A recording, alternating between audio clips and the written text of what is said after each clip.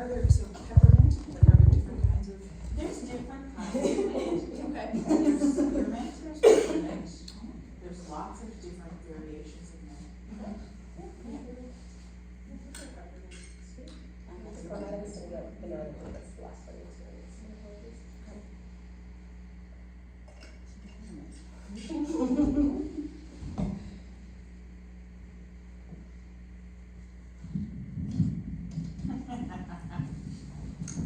Hello. Hello. Welcome to Subject to Change, a live reading of my thesis document. I am Colleen McIsaac, played by Colleen McIsaac.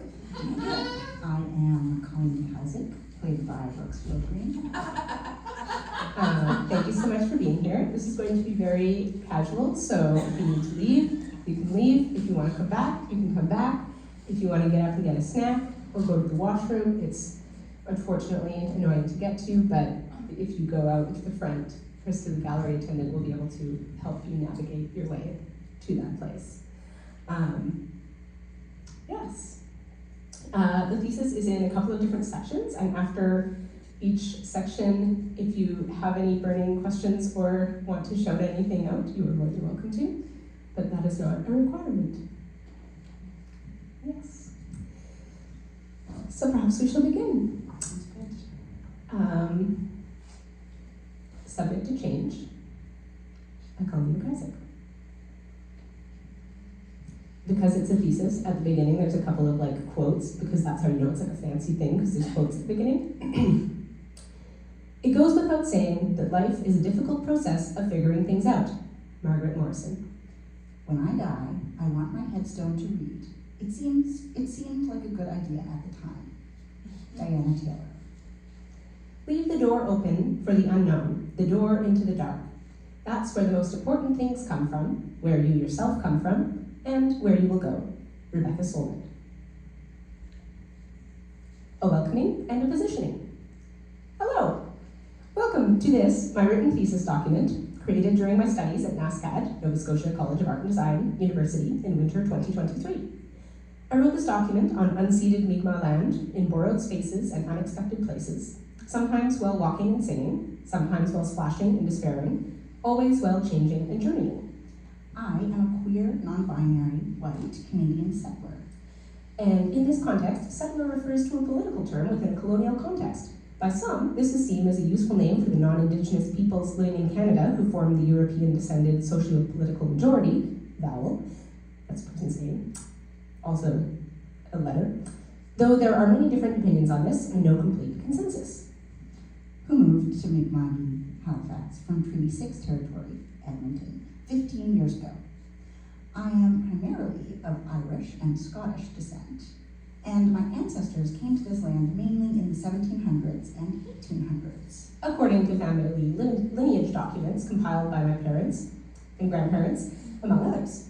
I recognize that having documented family lineage is revelatory about the privilege held by my ancestors, that it contains uncredited efforts by those who have gone before me, and that the act of creating a family tree is tied up in some very difficult and often weaponized systems of value placed on bloodlines. I am grateful to live in a housing cooperative with my partner of 20 or so years. Wow.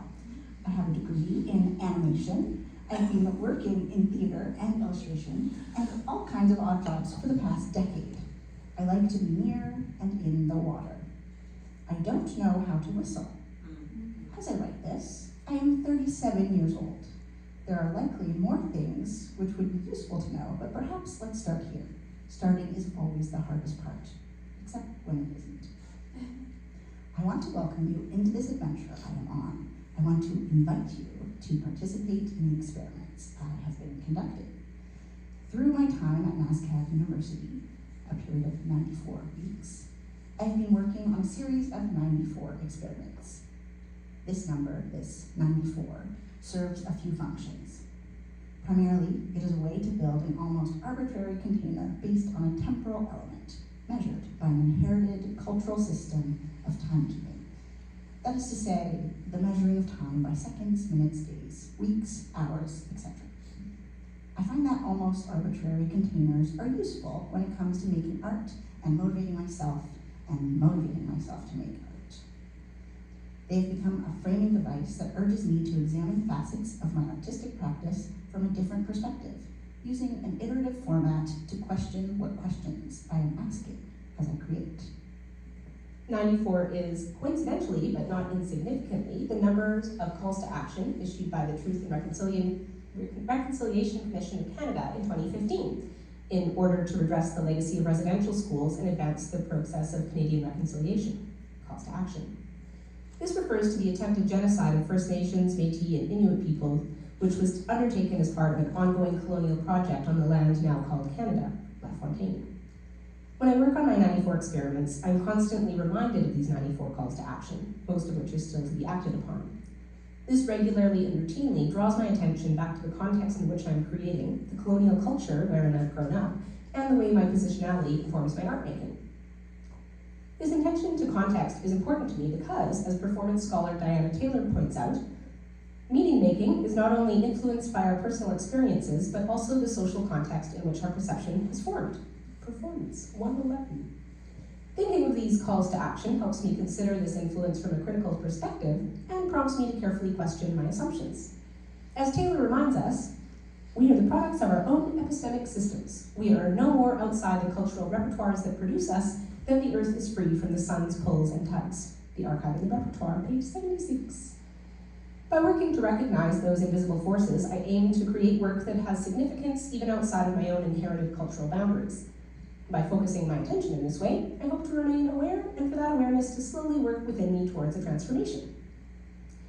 In this document, and thus also in this live reading experience, you will find reflections on these experiments. For each experiment, I'm posing a question, which may never be answered, taking note of the themes that are arising in the work, and writing a reflection.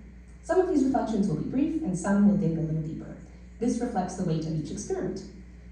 Experiments numbered 72 to 94 were works that were done live in the gallery as part of my thesis show these past 2 weeks, and so these do not have full reflections yet, as I need to enact the piece before I can reflect on it, and I did not have time to write them because there was 2 grants due yesterday. This is a deliberate choice that is responsive to the nature of what I've been exploring in my practice through this program, but I might do some just off-the-cuff reflections depending on how we feel by the time we get to the last 20 experiments. If people are bored, or if it's like, oh yeah, what does that mean? So we'll see. As a collection of experiments, 94 could be considered a lot. I've been told as much by peers, friends, colleagues, and advisors. This may be true. Certainly, there are 93 lower numbers it could have been. But also a vast array of possible higher numbers. Is 94 weeks a lot of weeks? It did not feel like a lot to me, if I'm being honest. A 2-year degree goes by quickly, especially in your late 30s. Whether something is a lot or a little or something in between is entirely dependent on context. I have regularly been told in my life to pare down, do less, focus in, to stop overextending myself. Footnote, very good advice. For some reason, I find this incredibly difficult to do.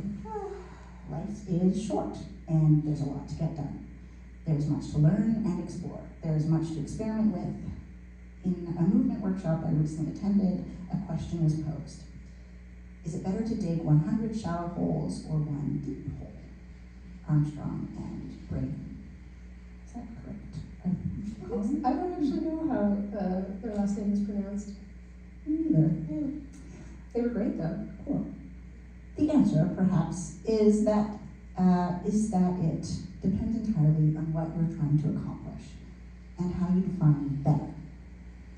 Although thesis programs generally can be seen to favor the single hole approach, the way that I've moved through this program has led me to a more multi-hole methodology. To flip the metaphor, perhaps by creating multiple openings, I can shed more light on what I'm doing in my practice, and by doing so, learn more about what is possible. I believe depth can be achieved through considering things in accumulation. Now we're at an embodied performance thesis section, and you can just imagine, if I was more prepared, that these curtains would be parted, and there would be like a projector set up over there, perfectly aligned to it. It would look really great. And I would play a video that shows up as part of my thesis, but that didn't happen. So I'm just going to read you the text that takes place in it and let you know that it is available on the Subject Change website if you ever want to see the video itself. Here in the dark, I know it is performance. It must be here, it must be now, it is all we have. Hooray! My moment here, and your moment, your here, your now, connected through time. Hello, hope you are well. Sending love. And then there was a little drawing of a heart, because these were all things that I was writing in a book in the dark. And then I took a video of it. And that's the video. We're heading into the next section, so I'm going to take a sip of water. If anyone has any questions or wants to grab a snack. Before that, you can. And if not, no worries.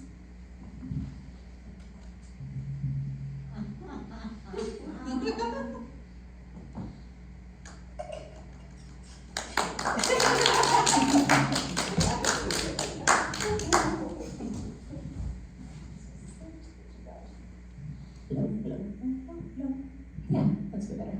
I know.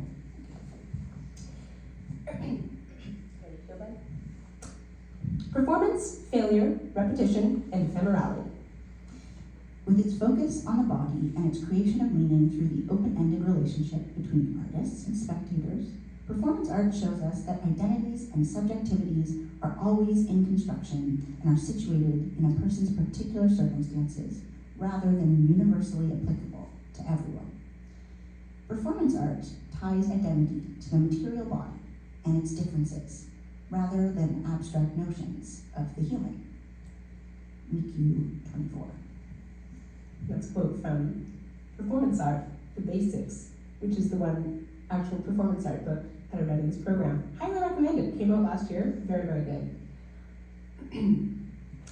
Much of the work you will see in these 94 experiments is tied to performance, as what Taylor posits is the expression of human experience.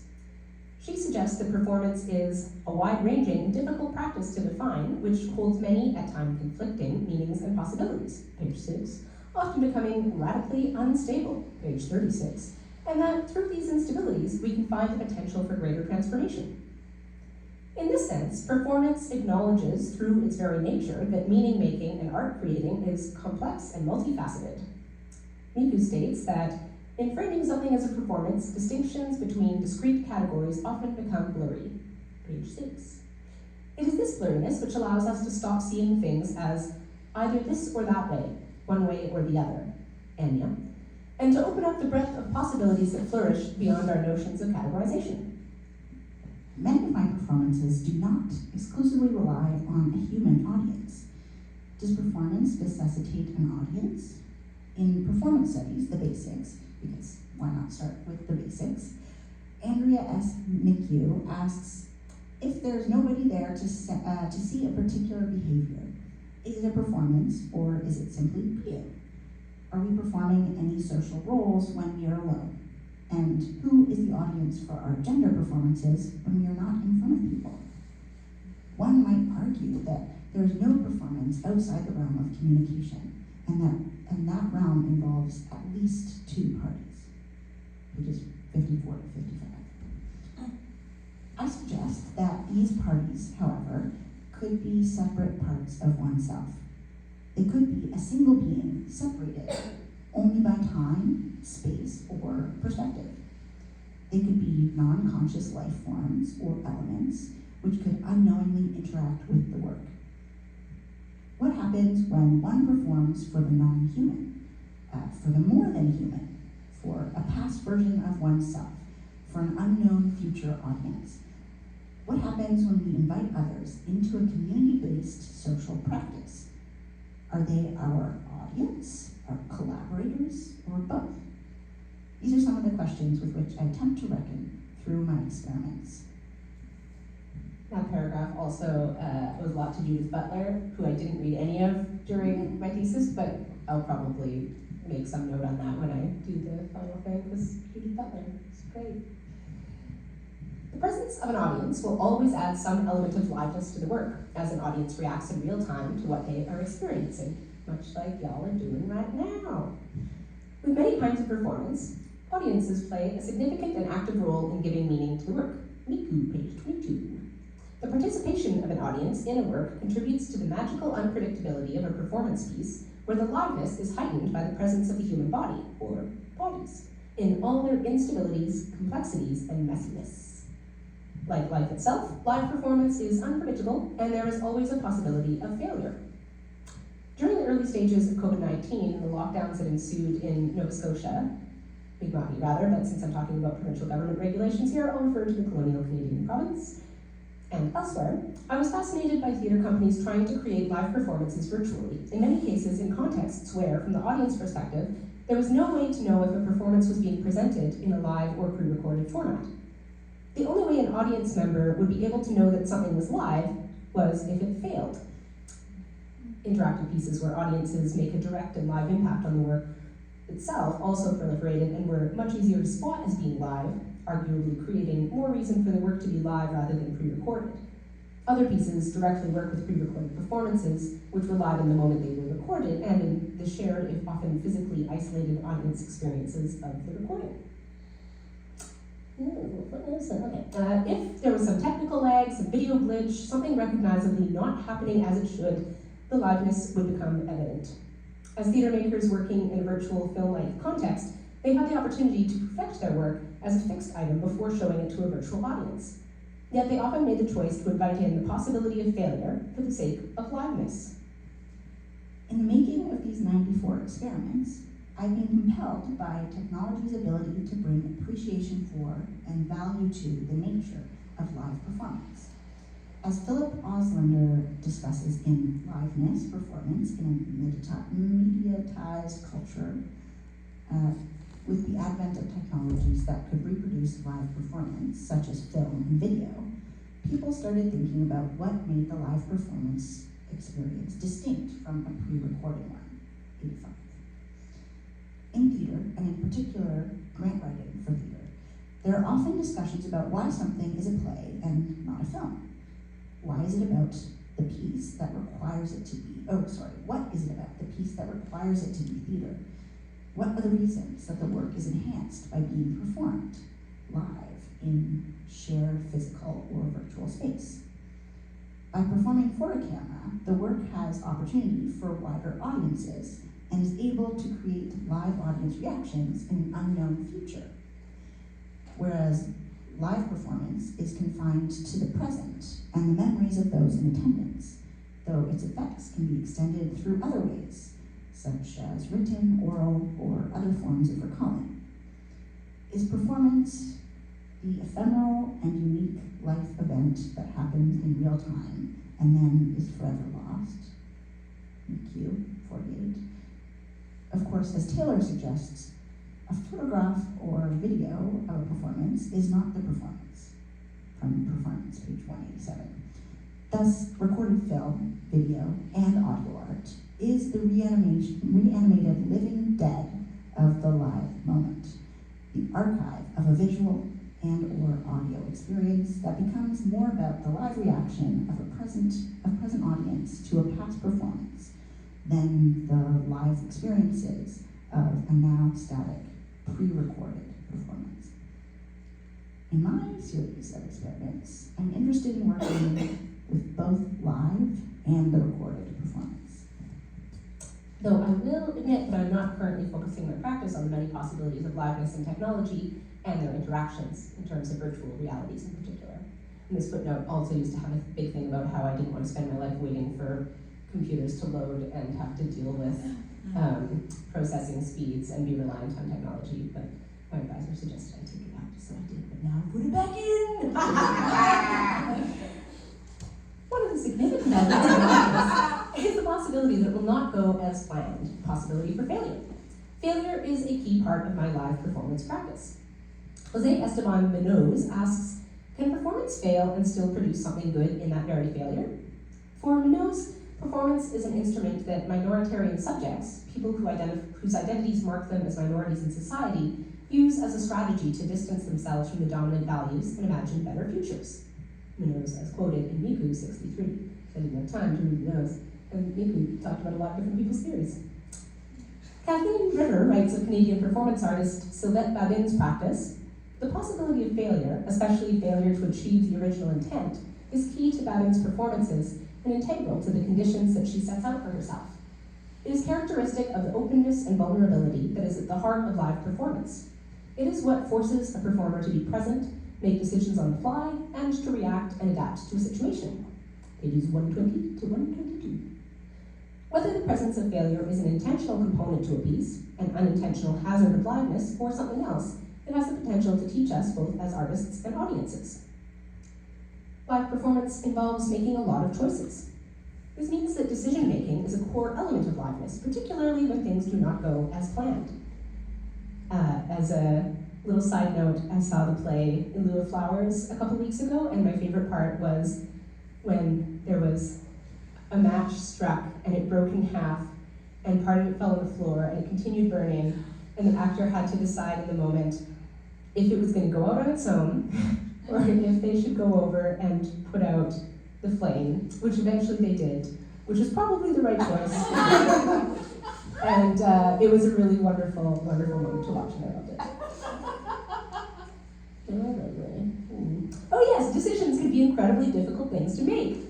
I don't believe that there is much that is completely certain in life, and when you're in a certain situation of uncertainty that is causing you pain, one thing you can do is increase your certainty, and the other thing you can do is increase your tolerance for uncertainty. Gilberman with Hetty, page 88. Uncertainty has played a constant and significant role in my life. Even if I feel strongly about something, I know that there is a good chance that I'm wrong. In my practice, as in my life, I often rely on a little bit of chance and randomness to guide my decisions. To do this is, to me, a way of leaning into the conditions that we are all living in. Whether utilizing randomization techniques such as dice rolls, committing to happenstance and allowing it to guide the direction of a piece, or simply giving space for and emphasis on improvisation, this uncertainty forms a significant component of my practice. There is something about uncertainty that fascinates me and feels most true to life, where the unknown is always around the corner. Chance allows for play, and randomization opens the door for the unexpected. Ultimately, there's not much we have control over, and there is much to be unsure about in life. In my 94 experiments, I'm often creating from the liminal space. Gotta throw that one in there. I think you're required to, before you can graduate, to put the word liminal in your text, of uncertainty. Repetition is a key component of many forms of performance. Therefore, as McHugh suggests, to perform an action is to repeat or recreate that action. 45. Performance can, in some cases, become performance simply through the act of repetition. However, it's also true that embodied performance are never repeated in exactly the same way. Page 46. As it is reiterated by a single body through time, or repeated by different bodies, repeated behavior is, in some sense, both different and new each time, both represented and transformed, both the same and different, both old and new. This tension between repetition and difference is the core of performance. Page 46. Despite being described through these binaries, my interpretation of what McHugh is getting at is that performance defies binaries, holding within its form something beyond polarized categories.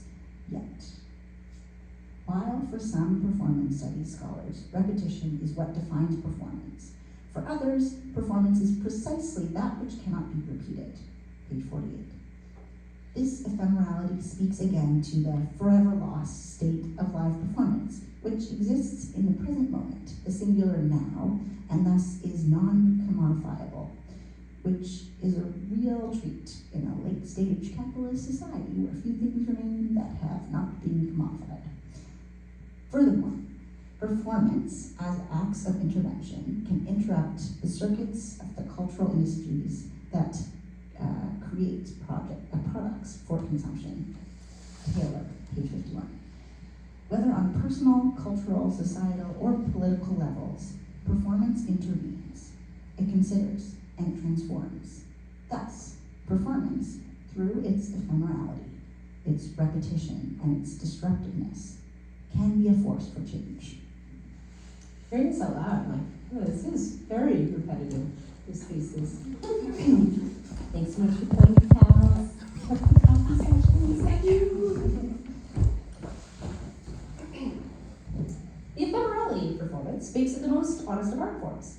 Rather than pretending that something will last forever, that by using archival materials we can extend the life of an artwork in a meaningful way, or that one's work can ever stay preserved in perpetuity, performance reminds us that the present moment is the only state of being we can truly rely on.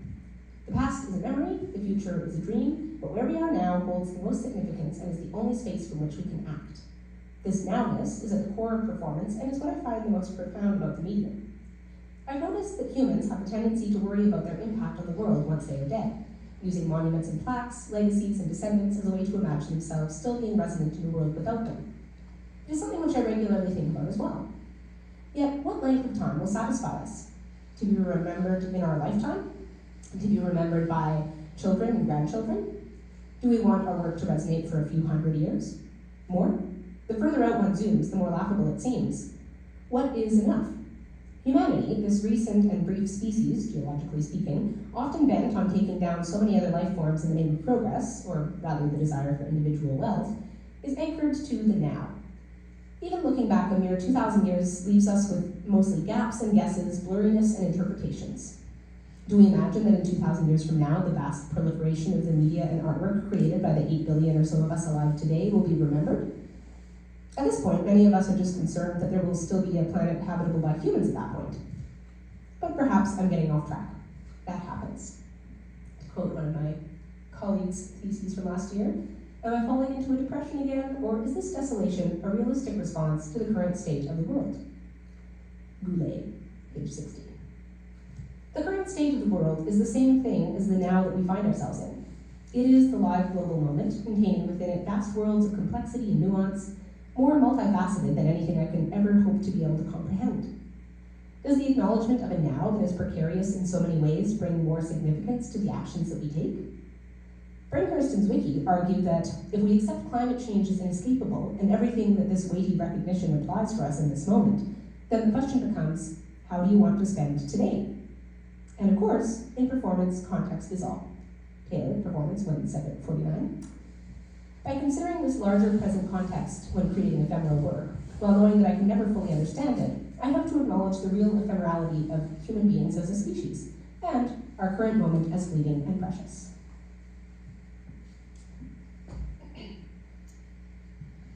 It's another new section, so if you feel like stretching or if you're like, this is bullshit, get me out of here. Also, you can leave or you can get snacks. You can say whatever you want. Have a blueprint, right? Yes, wonderful.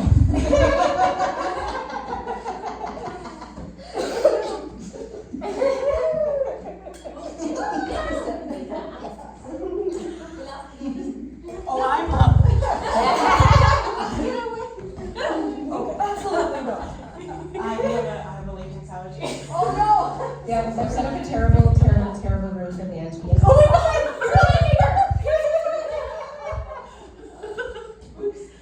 Also, I should ask, is being this close to the switch latex bad, or is it just the touching? Just as long as you don't put it in my mouth, or if I get an open wound, I'd like you to not rub it in the open wound. Okay, I'll try to remember. I'm not gonna touch them and rub my eyes or lick my fingers. Yeah. I've also heard that Colleen also has a latex allergy. Oh, not as bad as Leanne. I just like when certain Band-Aids, they make me react. I think My maybe throat just the person- smells. Oh my gosh. Yeah. As in this Colleen. Oh, you do too. Both Colleen's also latex. Yeah. Yes, and I'm so sorry. I'm very glad also that I didn't ask It's also you to blow up any balloons. Yeah, that's fine. It would have been bad. Yeah. Yeah, I'm worse with kiwis, but latex is my secondary of the 5 group. Because there's yours is bananas. I'm fine with bananas. I'm not great with pineapple. Fascinating. If you have latex as an allergy, does it automatically mean there's 5 other Well, things if that you, not you're- automatically, but if you're allergic to a thing, well, we've just named things, right? Yeah. I'm not actually allergic to latex, I'm allergic to a certain chemical component Right. of, right? Yeah. And that will be in other things like rubbery fruit. Or I've recently learned, when you first cut aloe, when you very first cut it, the first bit that will drain out of it is actually latex. And technically what you're supposed to do is put it in a cup of water, and the first like 5 minutes of stuff that drains out of it, you leave that, and then the inside is aloe.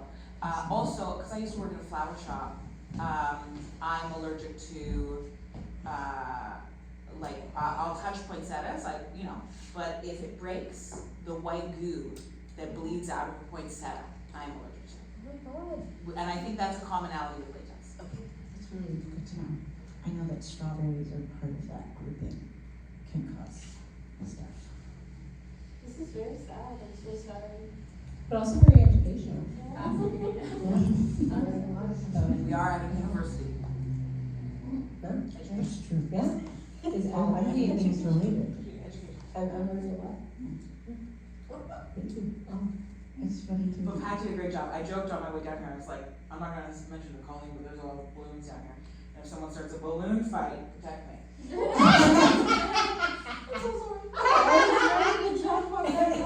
No, I saw you go, oh, we haven't included that one, here. No, get away from her.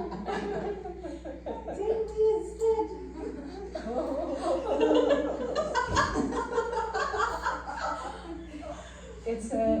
It's some high stakes situations here in the gallery 3. Glad you're okay. Yeah. Should we keep going? Yeah, I think so. Great. Excellent. So this section is called Embodiment, Identity, Queerness, and the Journey. And it also begins with a embodied performance thesis section, which is a video. And for this video, you can imagine that it's a video of my feet walking through snow, and then eventually walking into a stream. Bare feet? No, sorry, with boots. So. Yeah. Good. Why work in an embodied context? It's impossible not to. We think we've separated the brain from the body, but it's obvious that we have not. The state of my brain impacts my body, and the state of my body impacts my brain. The context in which I am making impacts what I make. The ways that I feel and experience impact what I write. The crust of the snow and the tiny specks of water from melt are the words on my tongue. I am no different from anything else that grows with the sun. I am not better because I am conscious. That is to say, conscious in the way that Western culture tends to value consciousness, though of course, forms of life are also forms of meaning. Brinkhurst and Zwicky, page 90, and the potential of more than human consciousness is vast. That's a footnote. That was not a live recorded piece. My ability to articulate is wholly dependent on my body. Who I am is dependent on my body. It is not fixed. My body is not fixed. My identity is not fixed. My brain is at the mercy of my body. My brain is my body, and the body is not a binary. How can I move through my ideas? How can I share the thoughts that I have and think about the dialogue and the thoughts that have come before me by having experienced their message, whether intended or simply received? How can it change what I do? Embodied work, for me, acknowledges the reality that we are holding many terrible things at the same time, that we are holding conflicting ideas, that we are working to move through the thoughts and the emotions. We are taking what we have inherited, what we've paid attention to, what we've focused on. What am I focused on? There is ice on the grass and there is snow on the ice, and I am on the snow.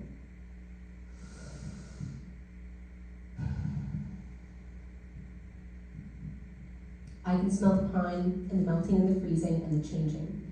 It's just building. I'm just trying. There are others who have gone before me, and I follow in their footsteps as I also retrace my own.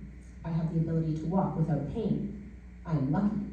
Footnote, and ableist, I think. I'm still working to explore and unlearn in the context of the deeply ableist worldview that I now recognize that I have. The astounding beauty of the snow, the taste of the air as it enters my body and is exhaled back into the world. Why should you listen to anything that I say? My words are no more important than the words of anyone else. My thoughts are no more valuable than anyone else's thoughts. You can choose to listen to them if you wish. You can choose to ignore them. It will not always be easy to move forward. It will not always be possible to do what you are supposed to do, what you feel compelled to do, what you hope to do, what you wish you could do. You can make stupid choices. Footnote: sometimes the thing about unfiltered, extemporized, embodied text is that you wish you had used different words if you were lucky enough to be able to look back on what you said. I do not believe that stupid choices exist. You can make foolish decisions. You can choose to do whatever you want to do. Footnote: within the context and situation that you find yourself in. I recognize that privilege plays a big part here. You can ignore the advice. You can do things that are dangerous. You can do things that hurt you. You can do things that hurt others. At this point, you can imagine in the video I'm wading through the stream in boots that are not meant to go in a stream. You can stir up some sediment. You can pause and wait. You can reflect. You can look beyond your reflection. You can move forward. Sounds of movement in water. A hand caressing the underbelly of a thin sheet of ice. You can be silent.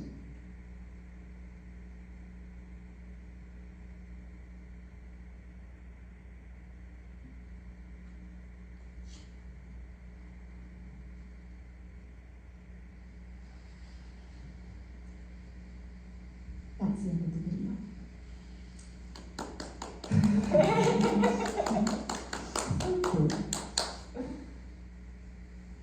Now, I'll say this part of the thesis, it's still that same section, but I will say, this is where it gets a little messy. This is where when I'm making edits in the next couple of weeks, it's going to be more editing. So just brace yourselves. Whew, might be terrible. The thing about embodied work is that you have to try it before you know. You can't just think about it, you have to put your back into it, literally. Embodied work tells me that I'm not simply a brain in a neutral vessel. Embodied work trembles, gasps, it fails, it worries, it feels pain, it itches, it gets hungry, it needs to rest, it sleeps. You can think about embodied work in itself. This thinking is a form of embodied work. You can plan and write about embodied work, but ultimately you need to do it. You need to try it, you need to embody it. Valuing action and valuing action and doing above planning and theorizing, embodied work might seem haphazard, unprepared, or lazy. It is not. Embodiment is epistemological in and of itself. You ultimately can't learn what it is until you try it. That means you're going to make mistakes. You may cause harm to yourself or others, and this is something to consider deeply, but ultimately you have to try it to know. If you might cause great harm, it might be a reason to not try, or to try something slightly different. You can use the knowledge you have stored in your body to predict if certain actions might be more likely to cause harm than others. Harm reduction can be a part of one's practice, or you might modify your performance, your experiment, based on the embodied knowledge that you have gained. To experiment through doing is a crucial part of an embodied practice. Working like this, experimenting through doing, means that I have to learn to be comfortable with doing culturally non-normative things under a public gaze, to be vulnerable and to stop caring what strangers might think, or at least to not let that stop me from doing. I'm interested in offering public provocations through the embodied work that I do. I believe that embodied work is inherently political, that it has the ability to enact change, as Taylor posits. Persuasive, performatic, and symbolic embodied practices can be used to solidify, analyze, or challenge structures of power. Page 205. In my work, I'm interested in analysis and challenge, not only of institutions and power structures, but of my audience and collaborators. Taylor reminds us that embodied actions challenge onlookers. Revolutions and transformations succeed when bystanders join in. Page 131. And yet, despite prompting their audience, a performance artist is never fully in control of any other human. Ultimately, the person I most hope to challenge and transform by creating embodied work is myself. Now we have another embodied performance thesis section. And also, welcome, hello. This is very casual. You can come, you can go, you can have some snacks. There's hot water if you want tea. Yeah. So you can also imagine that this video is continued footage of my feet in the rapidly deteriorating boots splashing around in the stream. It's okay to make bad decisions. It's okay to make good decisions. It's okay to not decide. It's okay to cause destruction. It's okay to lean into your mistakes. It's okay to go for it. It's okay to regret. It's okay to try again. It's okay to wade a little deeper. It's okay to see what happens afterwards. That's the end of that video. To work in an embodied practice is to acknowledge that my identity is inextricably linked to the work that I make. What I embody is what I do, and what I do is who I am. Thinking, of course, is a form of doing, but one that is only activated internally. This internal thinking is also where embodied learning is applied. So much of who I am has been constructed by doing. Doing is fundamental for human beings who learn through imitation, repetition, and internalizing the actions of others. Taylor, page 13. Well, come in. You're not interrupting anything. It's all like very casual. Feel free to grab some snacks if you would like. Thanks, Karen. If this is true, then so is the idea that I can change who I am through unlearning. By doing, I have learned, and therefore by doing, I can also unlearn, or relearn, or think more critically about what it is that I have learned. I am interested in troubling a notion of subjectivity that has been deeply settled in the Western imaginary, and according to which the body is a self-contained, coherent unity that contains our essence as individuals. Riku again, page 26. Much of the work that I've been doing in the past decade has been a process of unlearning for me. This is not to say that I knew a great deal and had to unlearn it, rather I had not allowed myself to think critically about the learning I had done. Going through this process of unlearning has had an effect on my identity, changing the imaginary essence of who I am. Identity is tenuous, it is mutable, and it is extremely dependent on our bodies. I've been thinking about this a lot in recent years. My father, who is, as of this writing, 65 years old, has brain damage of some kind. An early onset, officially unspecified neurological disorder has impacted his ability to work, to care for himself, to live independently, and to pursue many of the things that he once loved. Watching from afar, 4,800 kilometers away roughly, as this illness has slowly transformed him over the last 15-odd years, I've come to hold some very strong opinions about the concept of an essential self. I do not believe that there is such a thing. Miku quotes Elin Diamond's notions of looking at being looked atness, where she describes the ability of humans to understand themselves simultaneously through both inner and outer cues. Through this process, a human individual knows themselves as a coherent self in a double process, looking to the outside and looking at themselves as if from an outside perspective. Page 98. Sometimes we can go through this process by looking at ourselves. Sometimes, I would posit, this process can happen by looking at others, by being on the outside and looking at someone who has seemingly lost his ability to look at himself. I can more fully come to understand the precarity of my own identity.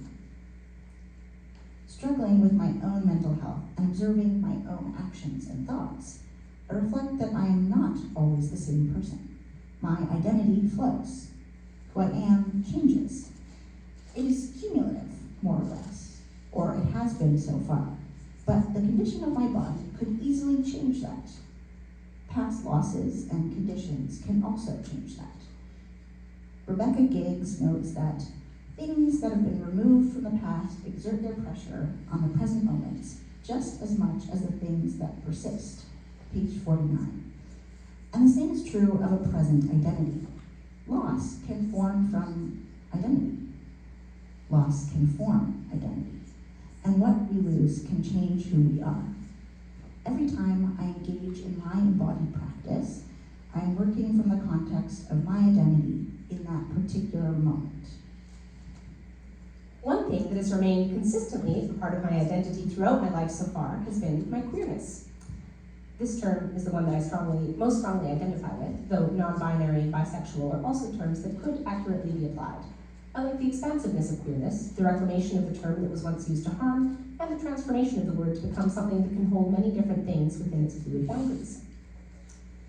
Though for many years I had neither the vocabulary for it nor the ability to express it, reflecting on past writing, actions, thoughts, and desires leads me to the conclusion that there was never a time when I was not queer. I first personally identified as queer in 2003. I first publicly identified myself as queer in a census form in 2006. I started coming out to close friends and family in 2015. I came out publicly in 2019. Last week, I finally recognized that the pronouns they/them are the ones that feel best for me. It's all a journey, and I know that I will continue to change and grow and transform. For me, queerness is a way of being. It is thinking beyond a binary, and it is recognizing that the person that I am is not something easily slotted into one of the genders prioritized by my society, which frees me from societal expectation tied to those genders. Acknowledging my queerness, speaking it aloud, and openly embodying it has been freeing and empowering. Every experiment that I make is created through a lens of queerness. Every embodied action I perform is performed by a queer body. This does not mean that my queerness, and at times my identity in general, is not a source of some deeply entrenched shame, but I take heart in Margaret Morrison's prompt for queer artists to acknowledge our shame and make creative use of that shame, while also offering that we cannot escape shame, but we can use it creatively. We don't have to be ashamed of shame's creative expressiveness, nor does pride need to conceal shame. One can use both the motivating power of shame and be proud of what one has made with shame. Page 13. Queerness exists on the margins in my current society. Margins are a space of interest for me. Abdul Habi writes that margins can be very empowering and freeing space. Existing outside of the canon and the mainstream, marginal space makes its own rules and defines its own terms. Page 139. My practice has always celebrated being in a marginal space. However, it is rare that my experiments are overtly about queerness. Perhaps this is because I am in some way ashamed of my queerness, or conversely, and perhaps perversely, ashamed of not feeling queer enough. Regardless, everything I create, once again, has been created by a queer body. Footnote, albeit a queer body, which carries a lot of privilege. And that is important to me to mention. Oh, come on in. Please feel free to have some snacks. Thanks for being here. It's very casual, you can come and go, so don't stress. You're out there, you got it.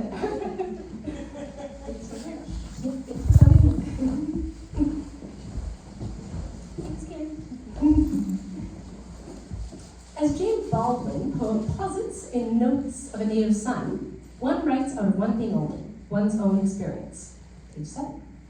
My own experience is the only one that I have to offer, whether my shame is impacting it or not, and it is a queer experience. Another embodied performance thesis section, where you can imagine that I'm trying to climb out of the stream.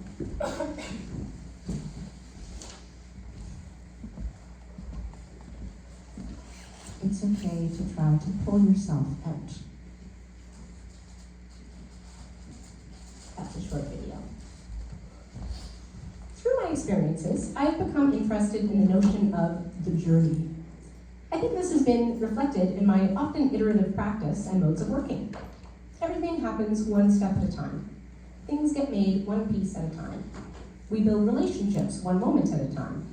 And the cumulative collection of these steps, pieces, and moments become a journey. A journey is made up of present moments, the recollection of the moments that have gone before, and dreaming of what moments might be yet to come. As I write this, I am sitting in the green room of a building called the King's Theatre in a town called Annapolis Royal. The fridge is buzzing, and I can hear a group of 23 or so children taking part in a clowning workshop downstairs. The light of late winter shines in through the window beside me. Outside, I know it is a brilliantly sunny day. I am sitting on a couch with a laptop appropriately sitting atop my lap, my legs crossed and resting on a small wooden cart that has wheels on it. I think of all the other times I have been in this room and all of the other contexts. I think of why I am here now. I think of how I will be here tomorrow. I think of how I will leave this space in a few days and never know when or if I will be back, just like the other times I've left this space. I think of the ways I felt in the times that I was here before, the ways I feel now. I think about the future and what it might hold. I think of what Nikki says, that a fundamental advantage of looking at history through performance is that it presents an opportunity to correct the tendency of history to appear to us as a linear narrative. Page 107. What if I look at my own history my own journey through performance. I think of Taylor noting how, in many cases, the performance continues to work long after it's over. Performance 66. All the performances that I've ever seen or participated in or instigated are still working in me, informing the journey that I'm on. In my 94 experiments, I'm continuing along this journey. That's the end of that section. So another, if you feel uncomfortable taking breaks at other moments, it's a easy time to take a break. Sip of water. No more balloon fights. We had a balloon fight earlier, and we had some good conversations about the number of the people in the room who are allergic to latex, and for whom a balloon fight would be a bad fight. But it was great. Yeah, and then we got to learn a lot about different ways that latex allergies, or like the protein in latex or whatever it is, the chemical compound, can manifest. Can I share a latex funny story? Yes, please. Well, one time I was in a car with my parents' family. The car broke down in the middle of not where we were supposed to be. But it was by a strip mall that had a Dormez-vous in it, which is like a sleep country, I think, in English or something. I mean, that's not the direct translation, but I think it's the same company. Anyways, then we actually, instead of going to a funeral, we spent the day at a mattress store. This will come back, but basically, we spent the day trying all these different mattresses, because my parents decided that now, when they were paying for their car to get fixed, was also a good time to purchase a new mattress. Anyways, they found a great one, and then the salesperson was just mentioned, and there's latex in this mattress, so if you have a latex allergy, and just be aware not to get this mattress. And my dad said, jokingly, pointing at my older sibling, this Huffa has, this person has lactose intolerance. And then the salesperson would not let them purchase the mattress because they then became convinced that they were the same thing. Anyways, that's just a little side. Thank you very much. That was wonderful.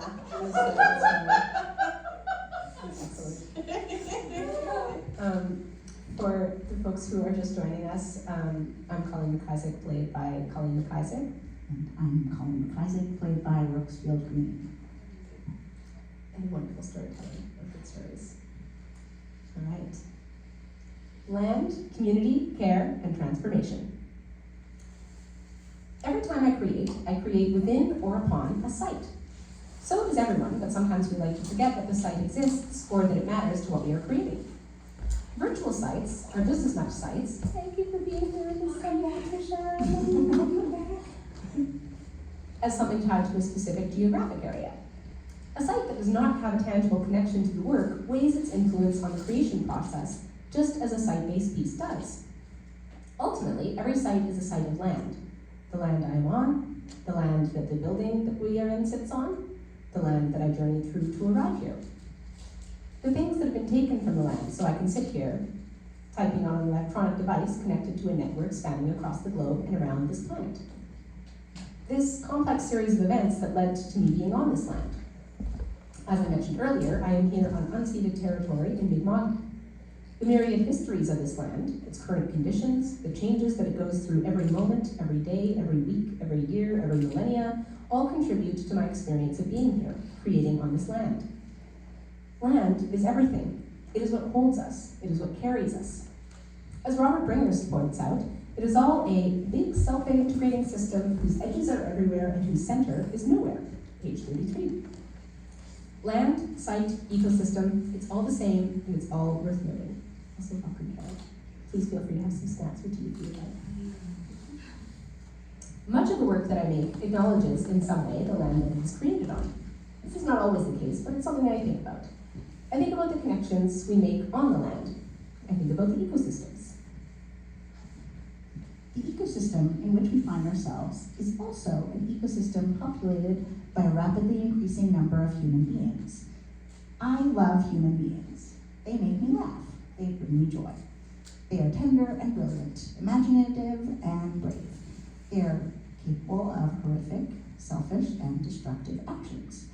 And we are also contributing to a transformation of a planet that was, at one time, characterized by its abundance, McCarthy 248, and contributing to a rapid deterioration in the world environment as a whole, page 232. In this late-stage capitalist culture, we have arrived at a point of, quote, absolute commodification of the means to sustain life.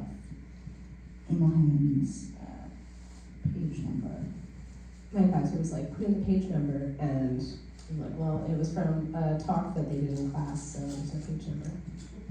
So no page. No page number. How do we hold the knowledge of a demonstrated and ongoing destructive power of humanity at the same time as we celebrate its creations and communities?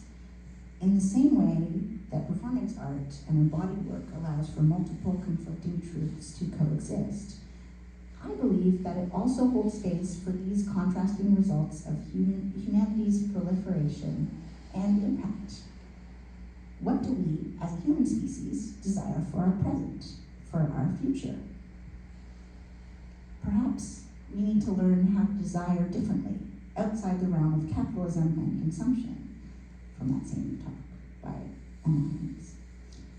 Or to rethink the effects of desires on the ecosystems and communities that are vital to us. Who can we learn from as we work towards a decolonial, anti-capitalist future? Emil Haynes suggests that we turn to indigenous cultures as they have undergone their apocalypse and survived it, from the artist talk. And to me, this seems a very wise course of action. In Braiding Sweetgrass, can you pronounce this one again? I also don't exactly know, but I think it's Potawatomi. Potawatomi botanist and writer Robin Wall Kimmerer tells us that compared to the other forms of life on our planet, humans have the least experience with how to live, and thus the most to learn. We must look to our teachers among the other species for guidance. Their wisdom is apparent in the ways that they live. They teach us by example. They've been on Earth far longer than we have been, and have had time to figure things out. Page 32. By looking to the land, to the life around us, we can learn more about how to move forward from this present moment. When we move forward, we never do so alone. Human beings are a social species. My work allows me to explore what it means to desire connection at a time when connection can entail damage to animals or expose us to grief. Page 24. Because I do desire connection. I want to reach out to others when I make my work. I'm always concerned with the experience of the audience, and many of my experiments take place in the public sphere. I have engaged in public art and in art making in public spaces.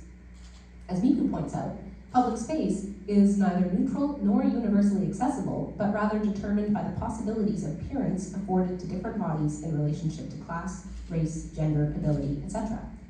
She goes on to say that not everyone can adopt a politics of presence in performance activism, deciding when and where to appear, congregate, and take up space to make political demands. Many people in my communities are in this situation. I care about the communities of which I am a part. I care about the people who make up those communities, and I'm interested in supporting them. Sundas Abul-Hadi writes that the military strategy of divide and conquer wants to see us at odds with one another rather than in solidarity with one another. Page 27.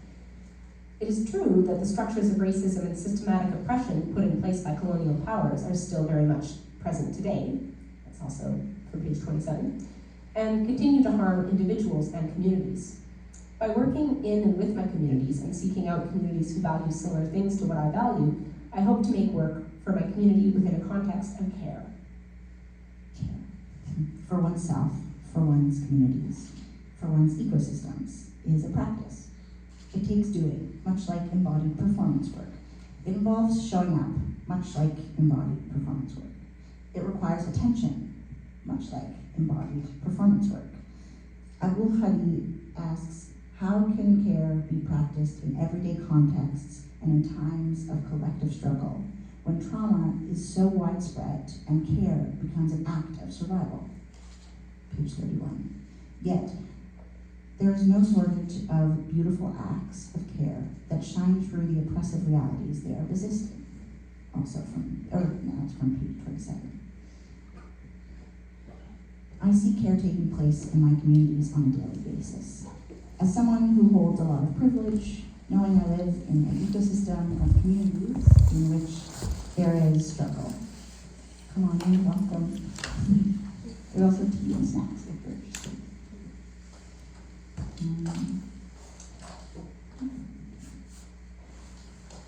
Yes, knowing I live in an ecosystem of communities in which there is struggle, care must become a key component of my embodied practice.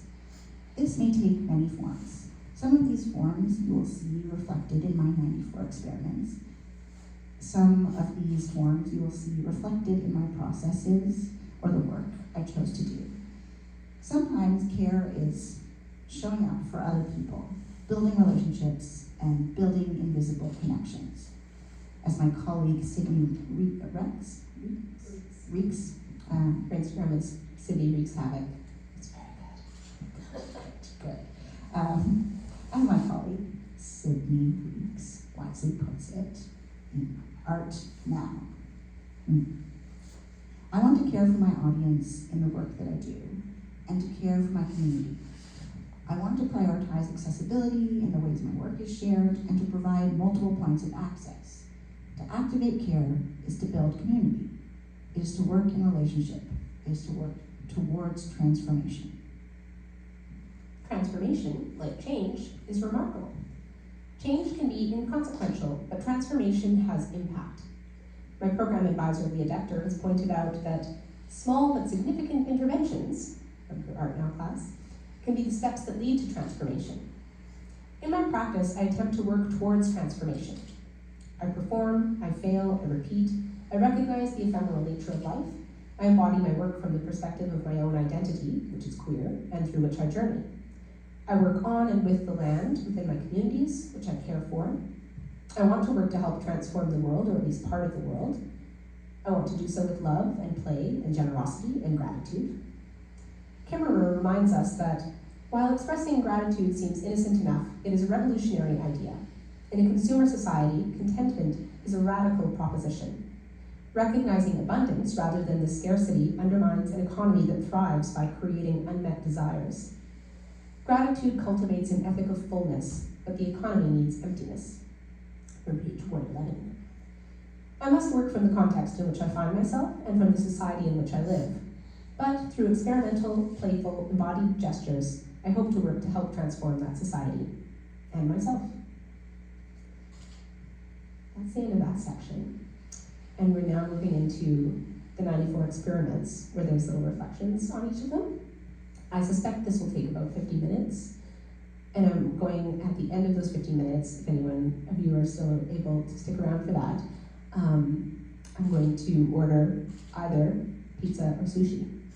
And by dint of being the ones who are here in the room now, I would love to vote by a show of hands who would vote to have pizza. You can put up your hands if you like pizza better. And who would vote to have sushi? I'm going to abstain. Okay, that's fair. There's a lot of abstentions. But maybe people weren't sure. But also, you're voting, even if you're not staying for very long, you can vote for the future people who will be here. I vote So, pizza. Okay, contentious, amazing. Okay, we're gonna do it again. Pizza. Cool. Sushi. It's a tie, we're getting both. We're gonna take a 5-minute break while I order pizza and sushi to be delivered. May I ask a point of clarification? Oh, yes, absolutely. Both answers are great. I'm Yes. just planning my day. I've worked after this. Were you saying the word 15 or 15? 50 minutes or 15 minutes? 50. 50. I imagine Middle age. that will be done by 3-ish. Great. Yeah. And then there will be food at 3. And just party times, generally. Yeah, so we'll take a 5-minute break while I order food, and then we'll continue with the experiments. Thank you, everyone.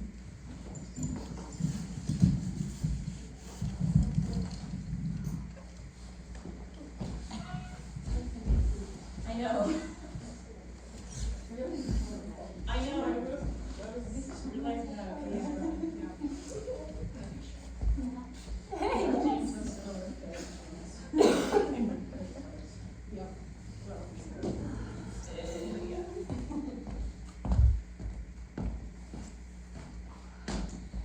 For the pizza people, for yourselves or thinking of people in the future, how many people would be like, I want gluten-free / vegan pizza? Okay, they'll just be vegetarian pizza.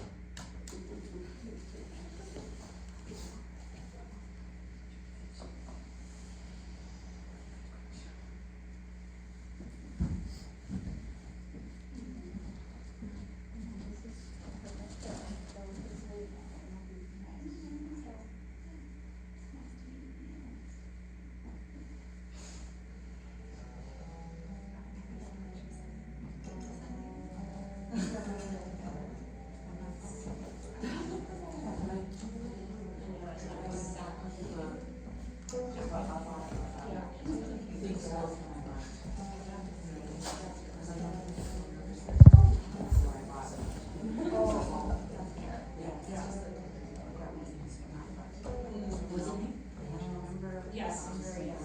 I don't know if it was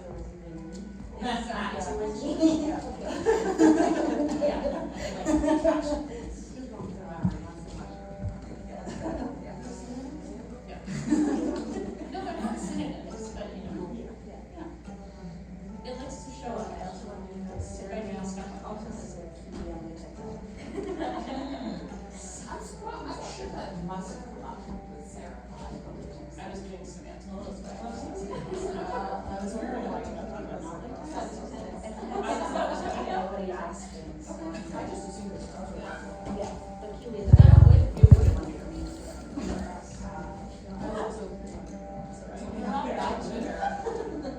Yeah.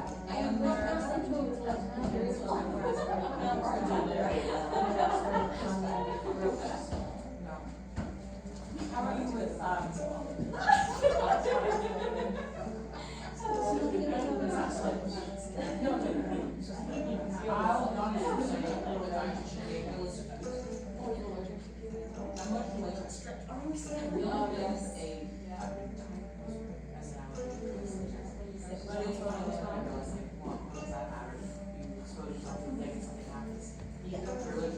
But since I was actually like, yes, this is something.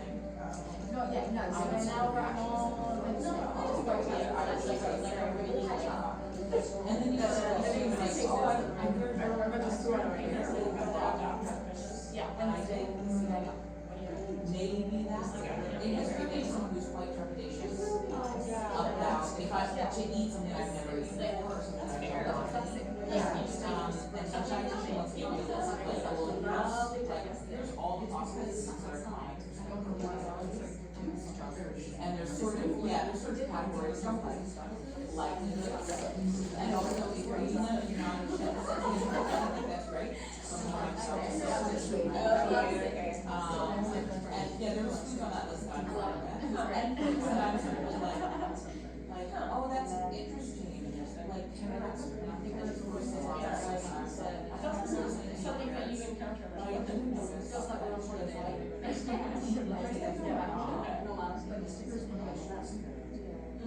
I don't like watching the ones that are, and it's not anything like biology, but it's like a little lethargic. I just got to like myself. I guess there's Yeah, and it changes it to be close, right? That's why I am allergic to bananas, but not close, not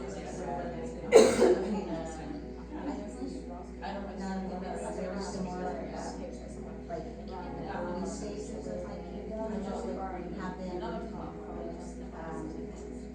Advil that's got that nice, like, Oh, that's the best of the Advil. it's not, it's like every time I've been like, oh, I'm having a headache, and then I take that, I now, like, feel like, I feel like my throat is not, I also, I'm sure that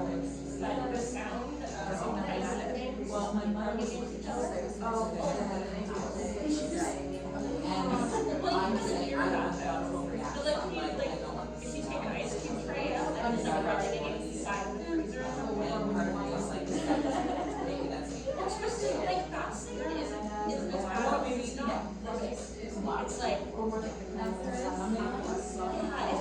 like a fingernails or blackboard kind of. It was never really like that, but now it's all the allergies. And I have to drink this. I mean, it's more like an irritant, I guess. Yeah. Yeah, it's not like, never had like that. Freezing problem. I've also But I eggshell. Yeah.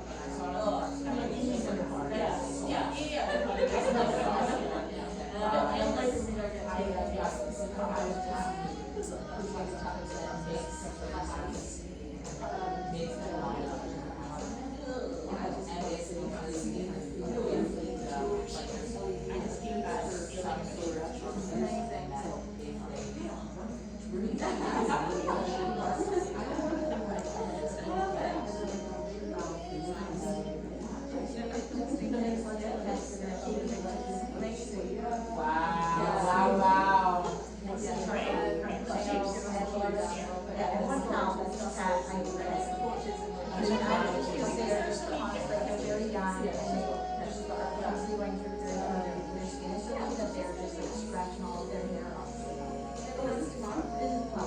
And so, yeah, there's been a bunch of attempts, and now they just found one that's Like a very, very, apple seed, not overripe. And so it's like. I was actually, my daughter had, and then I just was, and you know, I was for years.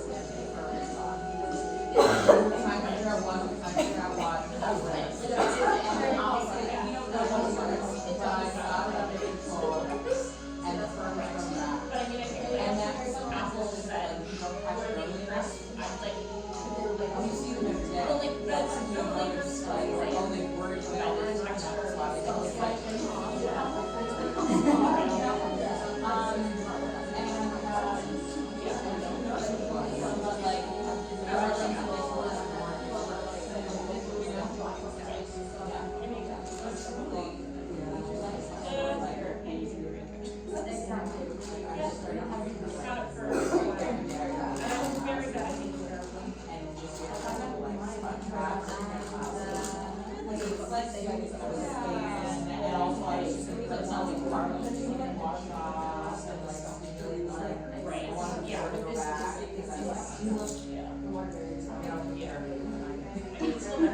I was running through a lot, so. I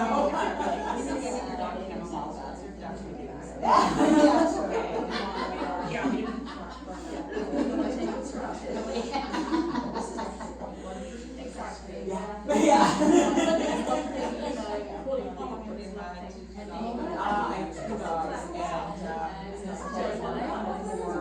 for 5-6 years now, and then, probably about 3 years now. Time flies, it really does. Yeah. Time flies. Someone asked me, because they said, oh, I did so many ones, I did whatever. And I thought, oh, God, I watched it less than 4 years ago. And then I really know, and I like, I wrote a few things down, you have the math, I'm like, oh, no, 7 years.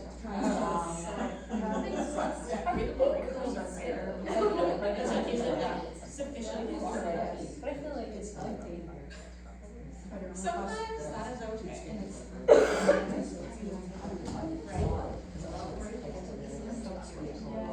So cute. Oh my God.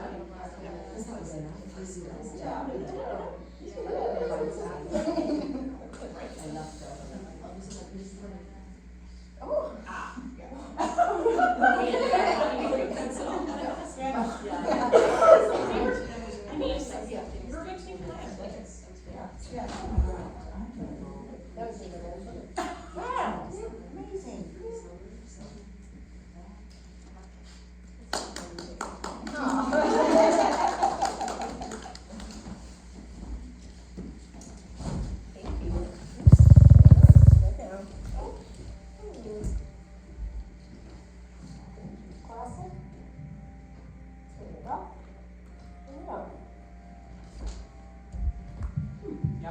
There we are. Wonderful. Because this is a different section, I'm going to put on some backing music It is by Owen Pallett. It is a soundtrack to a film about a biodome. I just thought it would be nice. It's the 94 Experiments. This document says below, but also for you folks around you in the room, you will find my 94 experiments, listed in order numerically, which is also roughly chronologically, though not always exactly so. I do love making and then breaking my own rules. So, the last experiments, numbers 72 to 94, were conducted here in Gallery 3 of the Annerly and Owens Gallery between March 20th and today, April 1st. And they are going to have added reflections acted and enacted. I said this a little bit at the beginning, so thank you to those in the front row who were here from the beginning, and sorry to make you listen to this again, but when we get to those, I did not have time to write my full reflections on them, so I might just extemporize some, or it might be some that are just the questions. And just to give a little bit of context to it as well, within the gallery space, I was thinking a lot about what I wanted to have here in the show and what I wanted to sort of highlight, and I decided that rather than focusing on the finished pieces of what the work looked like, that I kind of wanted it to be more about the themes and about the questions and about the process and about what they all looked like cumulatively together than about what the finished products were like. So I do have a website that is kind of continued to be added to. By next week I'll have all of the experiments on it, and right now it has up until 71, and it's available on that computer back there if the Wi-Fi is working, which it does about, I don't know, I feel like 45% of the time. And also I have a website that I'll be posting on social media, just the link to it. So if you want to see the actual experiments, there's also another version of this talk in which those were projected behind us as we spoke, but yeah, sometimes one gets too ambitious with one's plans. So, shall we dive in? Sounds good. Thank you.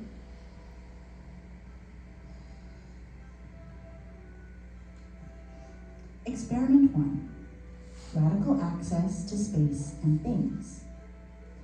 Community, gift, resource. Ongoing. How can I support my community by providing access to things it lacks? I want my practice to be generative and generous. I want it to be conceptual and practical. I want it to make use of the resources available to me and help connect others with resources. I want my practice to reflect my personal philosophies and values, and I want to help others. If there is space available and it does not harm anyone to use it, I want it to be used. If there is equipment available and it does not harm anyone to lend it, I want it to be lent. How can we help support each other with the work that we do? How can we build our communities? How can we share resources and knowledge? What makes it radical? To offer resources for free in a capitalist system without expecting anything material or monetary in return.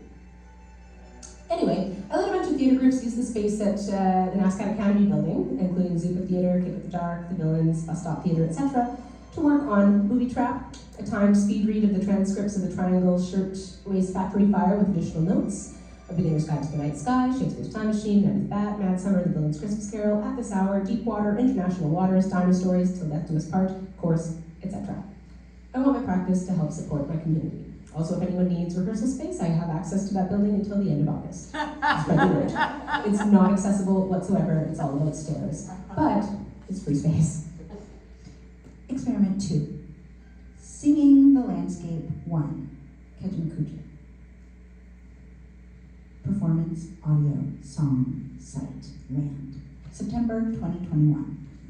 How can I make a map of the landscape with my voice? On a trip to Kejimkujik, on the lake, in a boat, I wanted to find a way to sing the landscape.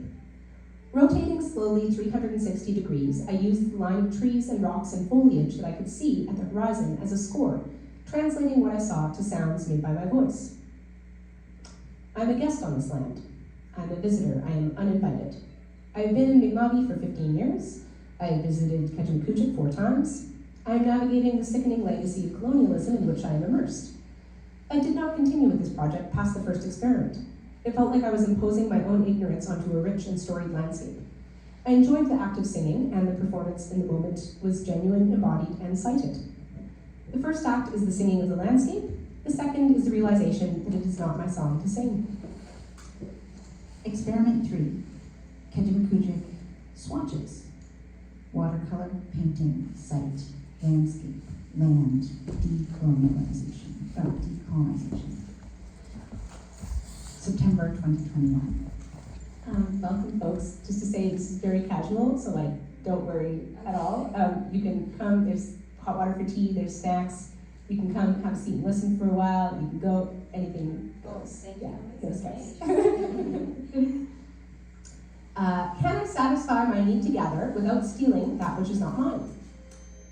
What can I take that does not commodify? How can I satisfy my need to collect, to scavenge, to gather without stealing that which is not mine? How can I contribute? How can I notice? How can I pay attention? How can I become aware of my extractive collective tendencies? How can I consider them critically? Experiment 4, Cartographies of Being There, 1 to 3. Live drawing, acrylic markers, acetate, video. Performance, live drawing, map, score. November 2021. Is it ethical for me to speak about land that is not mine if I speak to a specific embodied experience? I had an idea, and then I reworked it, and then I reworked it again, and then I let happenstance guide me. I was wrestling with creating art based on the experience of being on the land.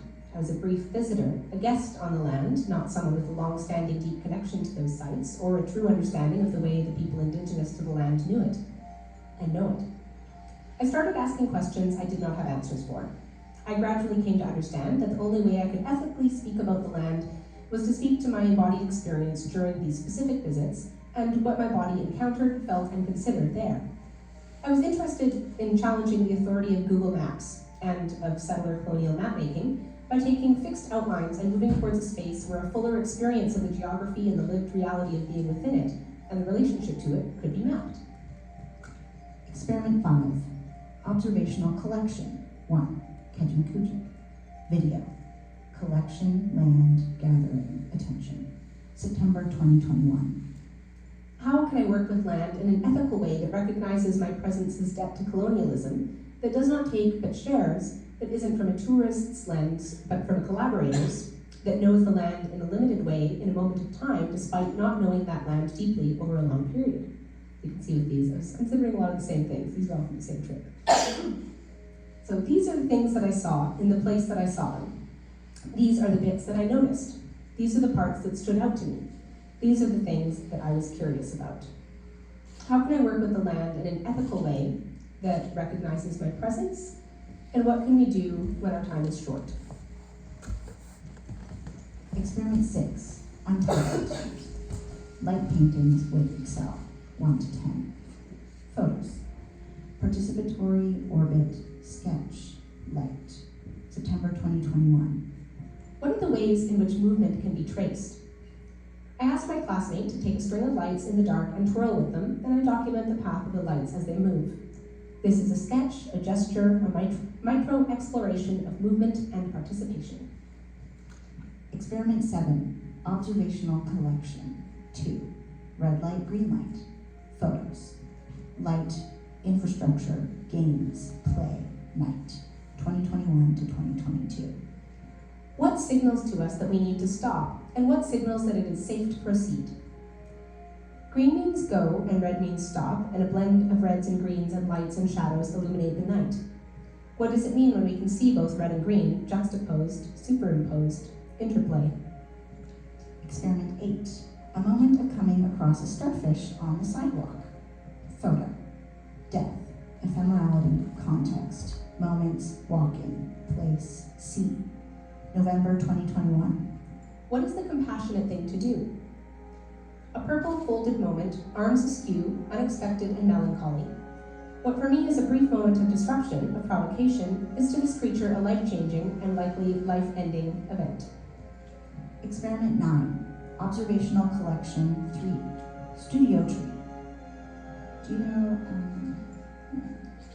Kuwajik, Big Pine Hill. Pronunciation. Okay, Citadel Hill. Video, pixelation animation, time, change, routine, moments, place, land. 2021 to 2023. How can an urban landscape track changes in time? On the side of the hill, Drumlin, a scar of an ancient age of ice, where the white pines grew, now close cropped, this one tree, not so old perhaps, stands in front of the sky, the sunset, the traffic, watching me, watching it, every time I go into that building and stand at that window, utilizing the space that I am so lucky to have access to for these 94 weeks. Experiment 10. Stay and see what happens. Collaborative live drawing performance with Claire McIsaac. Embodied drawing, moment, mapping, map, collaboration, body. November 2021. How can I support my loved ones and hold space for their pain and their trauma? Sit in it, learn from it, work together on it. How can I echo, trace, contemplate? How can I pay attention? Experiment 11. Embodied cartography. Building resilience in climate crisis. A failed SSHRC grant proposal. Embodied writing experience. Climate, land, moment, grief, resilience, embodied. December 2021. How do I become more resilient? To get up and try again, to take more steps forward despite it all. How can we go on? How can we not just despair? How can we acknowledge our failure but keep moving forward? How do we try? Why do we try? Even if I know the nature of the systems which process our attempts, why does it disrupt me? Experiment 12. Memory traces 1 to 4. Context. Digital animation. Place, map, mapping, memory, journey, trace, land. January 2022. How does the way I remember influence drawing and map making? An exercise involving countermapping, thinking about where my body is in space, in time, and the paths that it takes. What impact does memory and internal sense of space have on traced pathways? Experiment 13. Becoming a productive member of society. Mixed media, video installation. Productivity, capitalism, society, community, humor, taxes, paper, performance. January 2022. How can I transform myself through performing my societal duties? If I want to be a contributing member of society, how much paperwork do I have to do? Experiment 14. Night walks. 1. Performance. Public embodied night walking. Light. January 2022. What would happen if I provoke my neighbors by appearing in unexpected ways? What level of disruption or surprise can make an impact on someone's day? To see something you did not expect, something that is not quite clearly one thing or another. I will never meet the audience of this piece or know how many partook in it. How does a performance fail? Was this a failed performance? I have been told I've been brave, which is meant to be read as stupid or foolish or reckless or clumsy. Can one be brave by causing harm? How is that an admirable trait? Bravery being seen as a positive attribute, but in its foolhardiness, it can cause harm. I will never know if this piece caused harm. Experiment 15. Extemporized pace poem. Video performance. Walking, ephemeral, embodied, moment, land, public. January 2022. What is the quality of an embodied experience of creating a poem while walking? Experiments in extemporizing poetry, bringing words out of my mouth set to a rhythm during a particular moment in time. How does an embodied experience influence improvised text? How does walking as a methodology affect the work that is created? Experiment 16. Gazing down. Video/performance. Walking, public, journey, embodied, ephemeral. January 2022. How can I consider the ground that passes beneath me? Look where you are going as you go there. As you go there in the present moment, think of the others who have walked here before you. Think of those who will walk after. What has taken place here? What will take place here? What other journeys will take place here? Whose footsteps am I inadvertently following or tromping over? Experiment 17. I am here to pester you. performance, embodied ephemeral play, February 2022.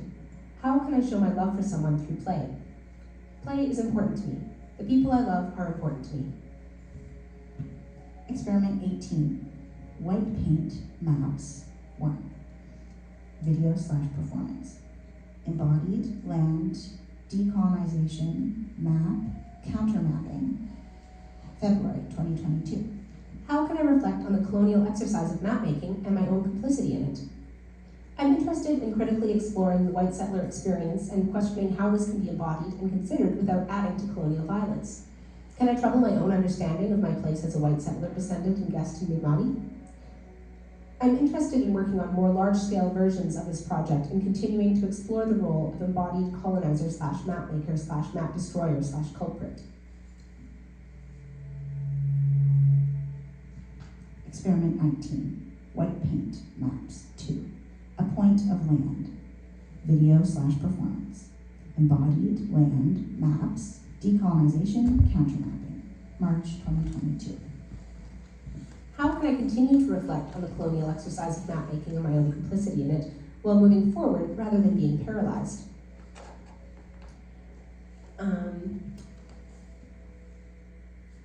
This is a section that has a lot of edits and notes on it, so I'm just going to kind of skip through it, I think.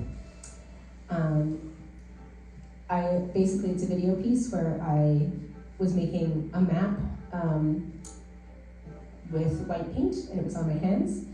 And after doing this work, I was still unsatisfied, and I realized I wanted another aspect to the piece. I had recreated the map, but what are my responsibilities if I'm a product of colonial settler culture?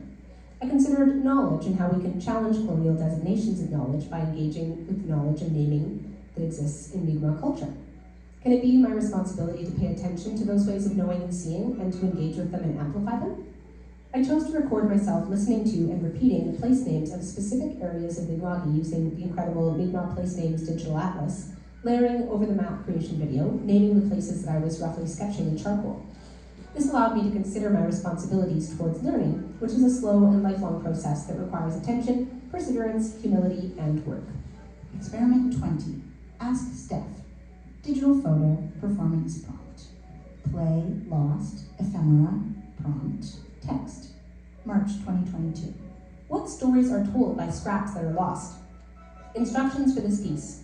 Find a lost or discarded item with instructions on it and follow the instructions on it. Experiment 21, the Wednesday sessions. Collaborative digital drawings with Jane, aged 1.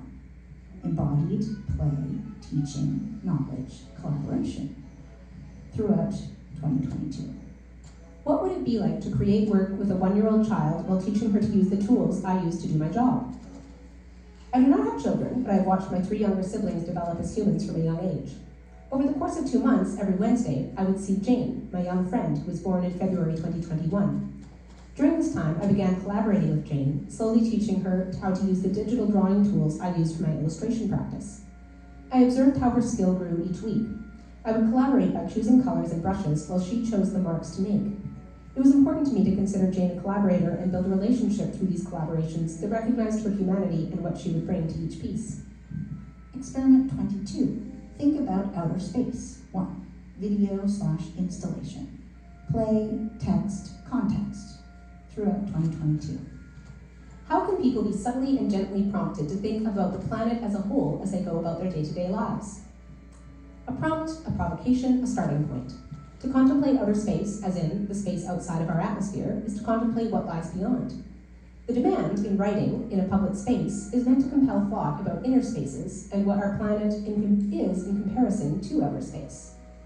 A pale blue dot setting, which contains all of the entirety of what humanity is, to contemplate outer space is to contemplate a vastness, a vacuum, an unknown, and thus to become more aware and conscious of the fragility and unity of what connects us as we travel around the sun. To think about outer space implies an inner space that is separate. Is it the inner space of what is outside our minds or our bodies? Is it the inner space of our communities, our networks? Is it the inner space of our atmosphere that protects us from a harsh, airless void? What does it mean to expand our notions of inner and outer space? What does it mean to contemplate that which is outside of us? How might such a prompt compel thought in the viewer, and what unknown effects will that have on their daily life? By presenting this prompt in the window of my studio at NASCAD in the top floor of a heritage building in a public space, visible but easily missed as the traffic of humans in cars, bikes, skateboards, wheelchairs, on foot, and in vehicles passes by the site, it is unlikely that a large volume of people will notice it. Of the small selection of those who do, what might this noticing propel within them? Will it have any impact at all? The experiment is not interested in knowing, but in imagining what might happen in the minds of the viewers. Their minds are part of that outer space we are thinking of, outside of the institution, outside of the art school, outside of our studio. Did even one person look up and read the words written in English? Did they know that the building is used as an art school, as the Academy campus? It's not very obvious. Did they think about outer space? What did that look like? What did they experience? This experiment is pondering the outer space of the minds that it hopes to, but does not assume it will, connect with. The further back you pull the perspective, the more united we all seem to be. Experiment 23, Community of Heroes, Social Practice, Illustration, Community Arts. Community, gifts, gathering, recognition, public, participatory, illustration. 2022 and ongoing. How can I help recognize the outstanding work of others in my community that participate in vital but undervalued labor which often goes unrecognized? Humans are social creatures. I am a social creature. I live in a heteropatriarchal society founded on colonialism, white supremacy, and capitalism, where labor by marginalized people, especially women, queer people, and Black, Indigenous, and people of color, is often unseen and unrecognized. Community of Heroes sprang up as a way to openly nod to the individualism that our society idealizes, while also recognizing that we must work as a community in order to survive. In this project, I put out public calls through online networks for people to nominate individuals for the Community of Heroes project. I then integrated my illustration practice by drawing a picture of the individual and sending it to the person in question along with a nominator's statement, which could be anonymous or not, depending on the preference of the nominator.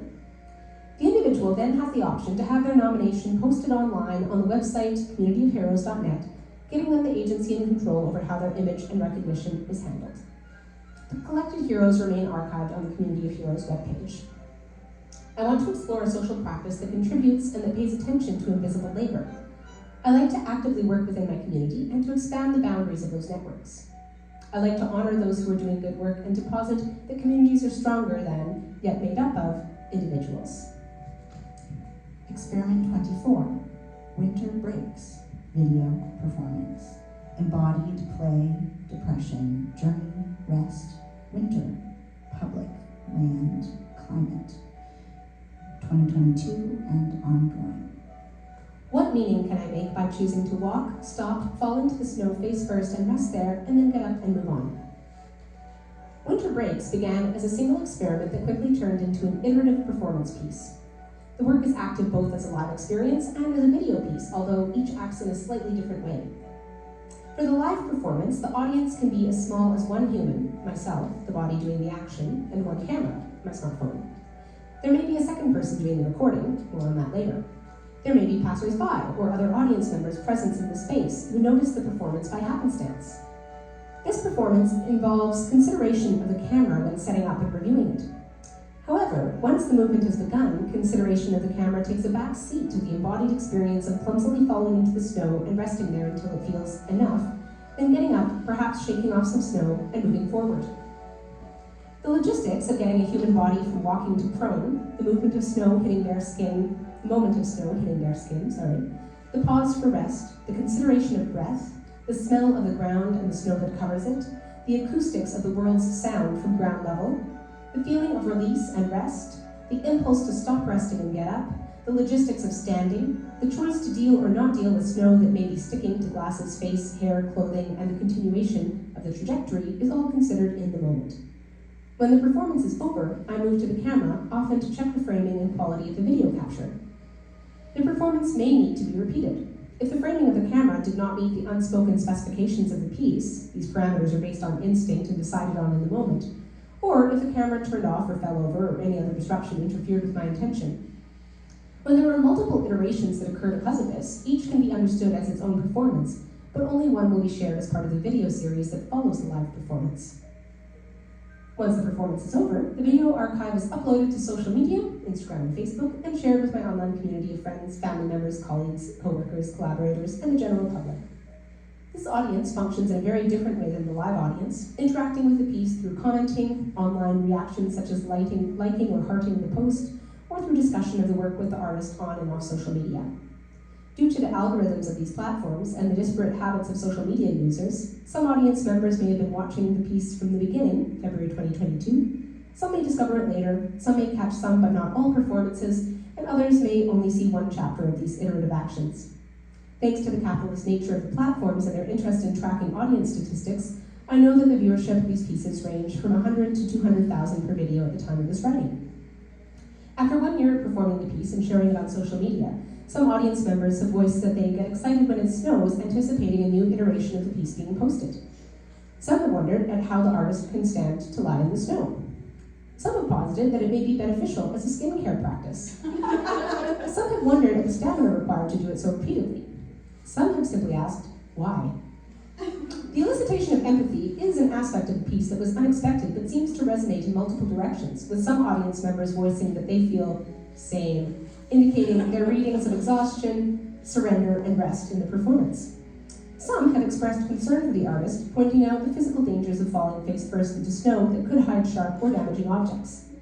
Some have imagined themselves in the same position and reject the presumed temperatures of below 0 degrees Celsius as uncomfortable and undesirable. Some have compared it to cold water dips, a practice of immersing one's body in cold water. I have a section about the choices that I make with it, but I think I'm going to skip over that for these purposes. You can read it online later if you want.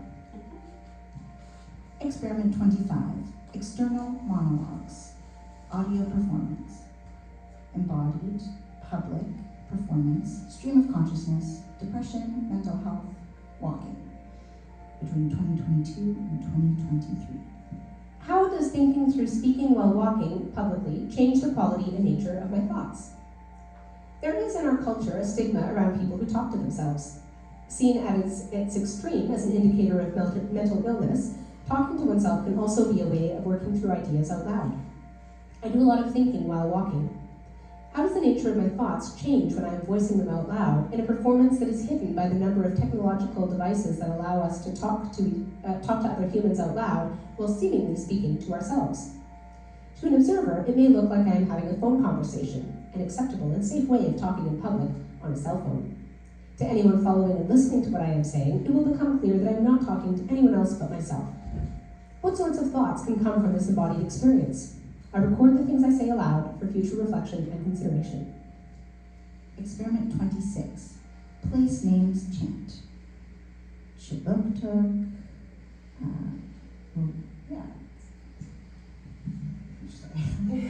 Wagwilteach, Quebec, and Ilpatwik. I'm gonna try. Belotik, Quebec, and I lost it. Ilpatwik? Patrick. Thank you. I'm probably doing it wrong. It's on the place name site. Chant, participatory performance. Embodied language, community, settler, Magi, naming, land, place, site. 2022. Should I, as a settler, share awareness of something that is not mine to share? Making this work, I was reflecting on settler scholar and dramaturg Melissa Paul's words regarding working from a settler context. What does that mean, to be responsible to these Indigenous nations and to be living off the theft of their land? Cole and Paul, page 2. How do I create land-based works and promote education around Mi'kmaq while not being appropriative? How do I be allied to a decolonial agenda without taking up too much space? How do I lend my voice without drowning out others? How can I bring care, tenderness, humility, and respect into my practice?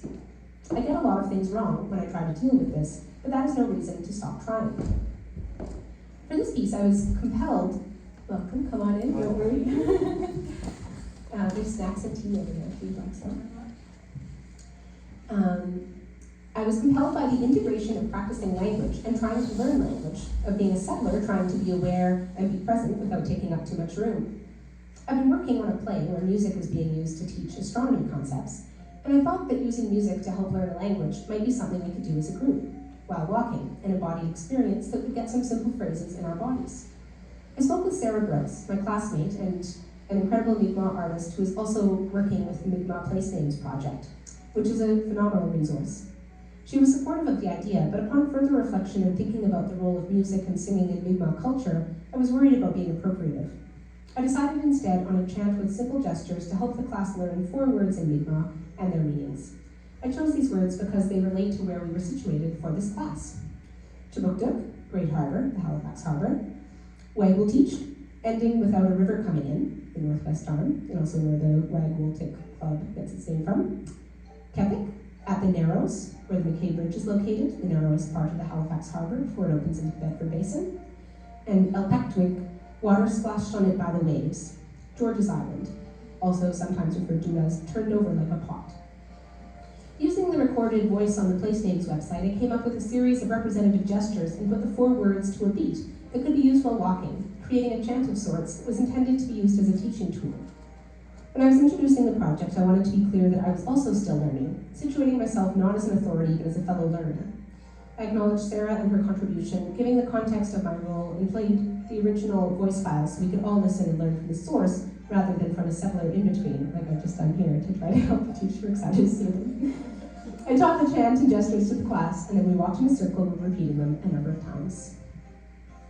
Experiment 27, going home from here. Proposal for a participatory public art piece.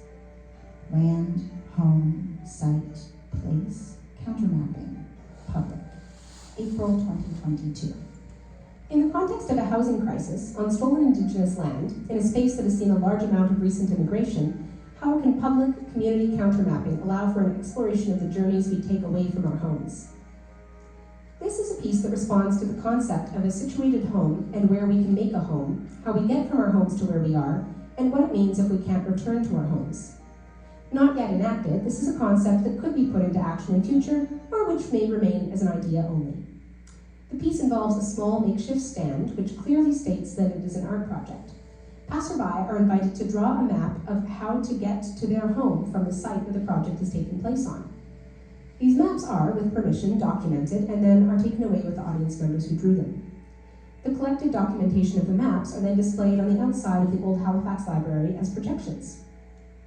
Working from this very particular local site in the settler colonial city of Halifax, the Old Halifax Library grounds, in a place where the tensions between police and activists have been rising, in the midst of a housing crisis, and in a global society with refugee crises becoming more and more common. Oh my gosh, I bet that's either the pizza or the sushi. Thank you very much, Annie. Yeah, I lied when I said it would be done by 3. I misestimated. I forgot some of the reflections were longer. But it's pizza time, so please feel free to eat pizza. Annie, thank you so much for grabbing that. If you want to put them on the table, they're all vegetarian pizza. If you want to grab some pizza while you're listening to the last experiments, you're more than welcome. I want to create a safe and participatory way for audiences to think about what it means to have a site of home or not. This message will be communicated through the combination of the prompt and the location, and will likely resonate with each audience member slightly differently. In a world that has grown particularly polarized, I want this project to be welcoming to a large range of people so that its message arrives sneakily when you least expect it. I do not want it to directly look like an activist project, but it is an activist project. The audience may not be aware of the context of the site and the issues surrounding it. The intended audience truly is the general public. After spending a half hour on site during a visit in April 2022, I encountered children, adults, youth, seniors, people presenting as affluent, people presenting as less affluent, couples, individuals, groups, pets, people on bikes and scooters, people walking, people in motorized wheelchairs, birds, students, professionals, artists, friends, individuals, and generally people of a wide range and variety of backgrounds at different stages in their lives. This proposed piece would have multiple potential audiences. There's the audience that will walk by the piece and notice it but not directly engage with it. There's the audience who will come up and ask questions but not participate. There is the audience who will participate directly in the project, and there is the audience who will see the maps made by the participants as they bring them into their homes and lives, if they choose to do so. And then there's the audience who will see the completed maps compiled on the side of the library projected at night. I want to engage people as individuals, one-on-one, where people can participate to their level of comfort. They can see the piece and walk by, they can stop to ask a question, they can participate, they can do a final interview, they can allow their map to be documented or not, and they can follow along with where the project goes if they choose to by joining a mailing list. Each of these steps are optional and based on the audience member's comfort level. This is a site-specific piece that engages with several different political issues. Perhaps most visibly, the piece responds to the August 2020 Halifax Police Battalion who pepper sprayed, arrested, and forcibly removed peaceful protesters and took down a number of tents that unhoused people were living in on the site. Chibouctouc/Halifax is currently in the midst of a housing crisis with the city's broken promises regarding support for unhoused people, an ongoing and contentious issue. It also relates to issues of land use, privilege, displacement, settlement, colonization, diaspora, and varying notions of home. This site is the location of a Winston Churchill statue, which has raised some controversy in recent years, and is a reminder of the colonial state and its heroes. The library site is a very public space and a thoroughfare for pedestrian activity. A sidewalk cuts diagonally across a lawn, which is a formal burial ground. Currently, the space houses the Halifax Memorial Public Library, which opened in the 1950s and remained in use until 2014 when the new Central Library was opened. Currently, there are several different proposals for the space. Humans walk, bike, and wheel along this walkway, which is clear of snow in the winter. Often there will be people asking for change or support and unhoused people hanging out in the area. It is a site where food trucks park for tourists to buy fish and chips at, and where various groups such as the Salvation Army serve meals to unhoused people and people in need. Religious groups sometimes use the area to proselytize, and activist groups have sometimes used it as a protest spot. People eat their lunch there. There are benches. In the summer, there are often buskers or street artists. There is a pole where local events can be posted. The site holds many things within its relatively small footprint. If this piece is to be undertaken, it would likely shift to be responsive to the context of the present moment.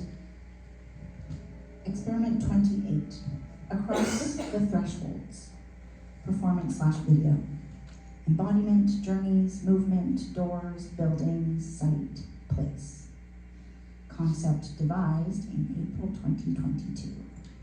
What does it look like to attempt to move through an institution that owes its existence to a large number of complex factors? This has been a piece that has been devised but not yet undertaken, wherein I will open and move through every door in the NSCAD University campuses, or attempt to in the case of locked doors, presented as a video piece which documents these movements or attempts. Experiment 29, Quinpool Eddies. Digital photograph. Detritus, abandoned refuse, urban attention. April 2022. What do abandoned items and the flotsam of life tell us about ourselves, and what happens when we pay attention to them? This is a digital photograph. I am not a photographer. I do not feel that my photographs are art. Why is that? Because smartphones have made photography more accessible, and I do not remember how to develop film anymore since I haven't done it in 18 years? Because it feels too easy? Because it's not well considered enough? When would it be enough? Who is the arbiter of enoughness? This is a picture of garbage and detritus along the sidewalk on Quinpool Road in Halifax. Noticing the beauty and decay is also nothing new. Paying attention to what gets caught up in the flow of air, water, traffic, humans, life. What can I learn from that? What doesn't make it through? What fails? What traces are left? Experiment 30, Thesis Wheel. Performance with video documentation. Chance, play, randomness, embodiment, performance, decisions. April 2022. How can I incorporate randomness and play into my decision-making in a helpful way? As a human, one of my strengths and weaknesses has been a desire to do everything, everywhere, all at once. Yes, it's a wonderful film. Having entered a thesis program with no specific focus, and in the midst of a period of mental health and wellness at the time I was to put forward the thesis proposal, I chose to narrow my topics through a process of creating a handmade pinwheel with all of the main topics of my art practice to throw in some touches of humor and some opportunities for audience interaction. Then, while my cohort in the MFA program and incoming program director Craig Leonard were at a social gathering at my house, I performed the thesis wheel. Spinning the wheel 3 times, 3 is one of my favorite numbers. I love the rule of threes in comedy. I'm inspired by the power of a triangle, and I'm probably influenced by the Holy Trinity that was a regular aspect of my Catholic upbringing. I landed on the words embodiment, performance, and queerness. These formed the initial path for my research, and ultimately have ended up being the core facets of my thesis work. The first 2 more explicitly, the final embedded into everything that I do. Experiment 31, The Mound. Angela's land art. Land art. Collaboration, land, site, ecosystem, play. June 2022. How can I work as a collaborator who has been invited to contribute to an art form I have not previously engaged in? Angela Parsons invited me to work with her on The Mound, a land art piece she planned to create on the site of a garbage pile that previous residents had created on the land which she now owns. We spent 3 days together moving dirt, transplanting flowers and weeds, building and sharing, digging and watering. Experiment 32. All that we have is right now. Land art, performance, video. Embodiment, ephemeral, disappearing, now, moment, land, place. June 2022. What is it to be here now and to have that? The feeling of mud on my feet, the rocks and shells and small creatures, the low angle of the sun across the water, shadows of my body, ocean creeping back towards me, salt in the air. Experiment 33. Soon gone. Land art. Digital photograph. Ephemeral, land, site, temporary, climate, future, now. June 2022. How can I be present in a moment while acknowledging its temporariness, and how can this apply to land and legacy? At Nankul Minukul, the Five Islands, looking out over Tiamuegatik, Moose Island, largest of the 5 points of land that stand amidst the changing waters, the mudflats of low tide are a constant reminder of the temporary nature of life and the constant changes that define our lived existence. Soon Gone is a mediation on change, a looking to the future while standing in the moment, evoking environmental calls to action, less of a nod to future nostalgia and more a reminder to be present while contemplating that which lies ahead and what will be absent. The handwritten text, carved from the mud with a stick and the movement of a body, are in English, the colonizers, my language, formed into the mud only to be smoothed out, washed away, gone a few hours later. Experiment 34. Observational collection 3. 5 Islands mudflats. Low tide. Digital photography. Collection, land, gathering, attention, change, site, place, ecosystems. June 2022. How can I work with the land in an ethical way that recognizes my presence's debt to colonialism, that does not take but shares, that isn't from a tourist's lens but a collaborator's, that knows the land in a moment of time despite not knowing the land deeply over a long period, and how can I reflect on the extractive nature of my culture? Being present on the seafloor, drained of salt water, the minerals and the creatures and the stones, all waiting patiently for the water's return. Experiment 35. Storytelling with my father. Collaborative performance / video. Collection, land, gathering, attention, change, site, place, ecosystems. June 2022. Can I collaborate with my father, who has an unspecified neurological disorder, on an artwork? My father was a scientist. Now, my father cannot look after himself. My father is a scientist. I help look after him from 4,815 kilometers away. When my siblings and I were children, my father would tell us stories. Walking the mudflats of the Minas Basin, I phoned my father and asked him to tell me what to draw, to instruct me how to make marks in the mud. What unfolded was a narrative story much like the ones he would tell us as children.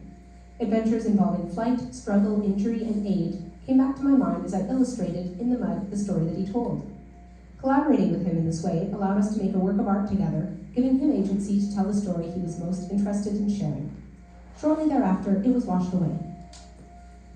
Experiment 36. Soft pills to swallow. Digital photo. Mental health. Embodiment. July 2022. What effects do the medications that I take for my mental health have on the work that I make? Mental health sometimes involves using the body to ingest pills which affect the body, which affects the mind. Experiment 37. Foam sketch 1. Performance / video. Land, embodiment, place, ephemera, materiality. July 2022.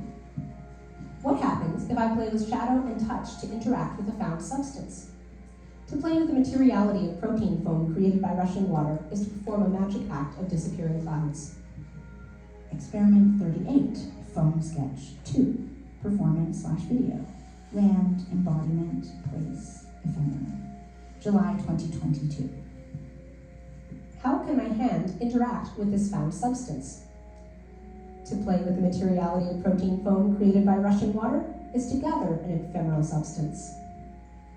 Experiment 39, the swim back performance. Water, swimming, land, place, site, embodiment, journey, ephemeral. July 2022. What will it feel like if I swim along the shore of a tannin-rich lake alone while my friends walk a parallel path? Warm, dark, safe, mysterious. Red water, blue sky. Breath and fresh water, sweat and salt water. Bobbing and kicking, reaching and floating. Minnows and plant life hidden below me, wisps of cloud clear overhead. In the distance, I can sometimes hear them laughing. Am I behind them or ahead? Will I recognize the place where I left my clothing and shoes? Will I drown? Will I keep going? Will the water always hold me? Experiment 40, observational collection 4, Nichols Lake. Digital video / photography. Land, embodiment, place, ephemera, water. July 2022. How can I work with the land in an ethical way that recognizes my presence's debt to colonialism, that does not take but shares, that isn't from a tourist's lens but from a collaborator's, that knows the land in a moment of time despite not knowing that land deeply over a long period? And how can I reflect on the extractive nature of my culture? Running water to tannin-rich darkness, slip over rocks, swim across waters, follow the shore, go to where the stream enters. Experiment 41, gathering. Curation, exhibition, gathering artists together. Gathering, community, gifts, collecting, sharing, collaborative. July 2022. If I bring together artists who I have met, whose work intrigues me, and offer them to reflect on a theme of gathering, what effect will this gathering have? In a universe spinning outwards, what causes us to draw inwards, to collect, to come together? Why do we gather? What do we gather? How do we make choices around gathering? What stories do these gatherings tell us? This was a collection of undergrad and grad students, faculty, staff, alumni, and others coming together in a gathering of gatherings, a show spanning across disciplines, perspectives, and practices to explore what can happen when we come together.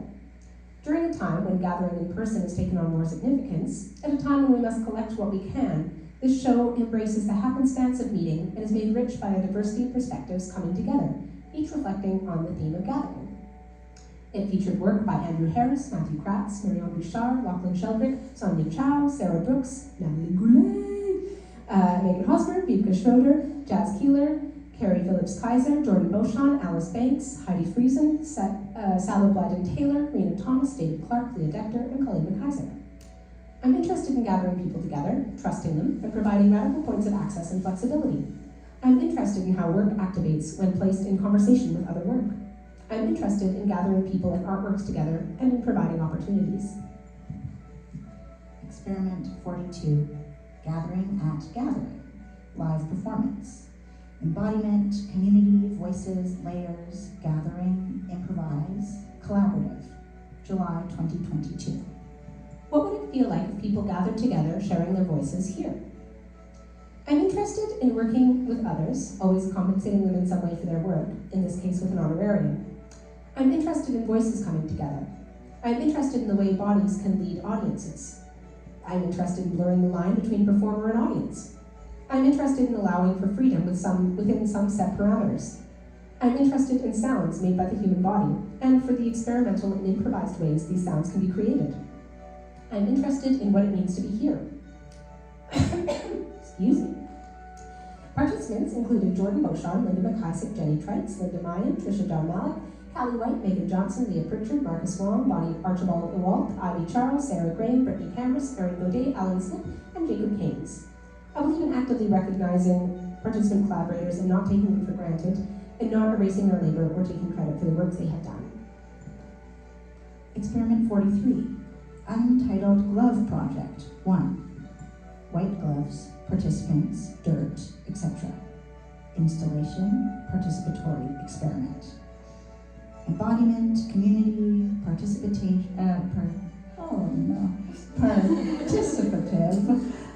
archival, land, site, collaborative, hands, multiples. July 2022. What will happen if I set a series of instructions and offers and allow participation from my community as it relates to a collection of pairs of white archival gloves? Pick up up a pair of white gloves from the north window alcove. Put them on your hands. Go outside and touch the ground. Bring them back inside. Take them off your hands and place them on the south window alcove.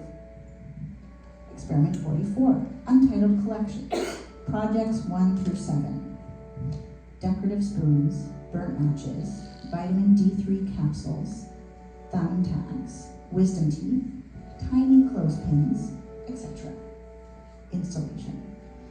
Collection, gathering, multiples, domestic, mental health, failure. July 2022.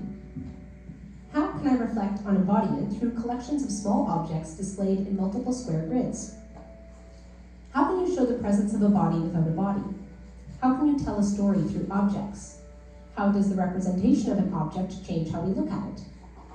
Spoons for your mouth, spoons as souvenirs to remember being somewhere, matches for warmth, matches for burnout, vitamins for health, vitamins for change, thumbtacks for pain, thumbtacks to stick, clothespins that will not hold clothes, clothespins that you must pinch, teeth from your body, teeth that are wise. Experiment 45, I can't stop myself collecting. Found objects, rocks, wood, shells, etc. Installation. Collection, gathering, multiples, land, extraction, mental health, failure. July 2022. Why do I have a tendency towards extraction, and how can I reflect on that? Wherever I go, I find things on the ground. Abandoned things, broken things, small things, simple things. Small is relative, simple is relative, nothing is small, nothing is simple. I notice them, I pick them up, I take them with me. How is this ethical? How is this not ethical? Am I an animal who moves objects from one place to another harmlessly, sometimes even helpfully? Am I a product of a colonial capitalist society focused on material gain, the concept of ownership, and the greed of keeping something for myself? Should I ask a crow what they think? Should I confer with a raven? Who gave me permission to take them? Who gave the raven permission? Who gave Irving Oil permission? Who gave the Government of Canada permission? Does scale matter when it comes to ethics? Do small actions lead to large actions? Does a small-scale extraction give permissions for large-scale extractions? Who will miss the stones on the beach? If everyone took them, there would be no stones. Who am I to say I am worthy of taking them? But I took them. Experiment 46, Unbound Found Sounds. Audio. Collection, gathering, land, extraction, place, site. August 2022. What can sounds on an island tell us about the moment of being in a place? A small island. You can walk around it in an hour. You can hear the wind. You can hear the waves. Experiment 47, Now. Performance, video, / land art. Land, place, ephemeral, anticipation, site. August 2022. How can I stop anticipating and find myself in the liveness of the moment? Now. And I'm going to now admit that my prediction that we would be done by 3 p.m. was typical of my kind of overestimation of the amount of things that can be done in a given amount of time. So my apologies to folks who were like, oh, I'll stay till the end, which will be 3 p.m. It's 3:16 right now, and I do think we can be done by 4 with the gallery closes, but I was thinking maybe we can take a little 2-minute break if people want to grab some pizza if they haven't already. If you would like a break, Rooks, yeah, we won't take a long one, but we'll take a little bit. And also for people who have come here more recently, please know it's very casual. You can get up and leave, you can come back in, you can do whatever. I know the chairs are not particularly comfortable, so please feel free. Come on in, don't worry, folks, we're just on a 2-minute break and there's pizza and also snacks.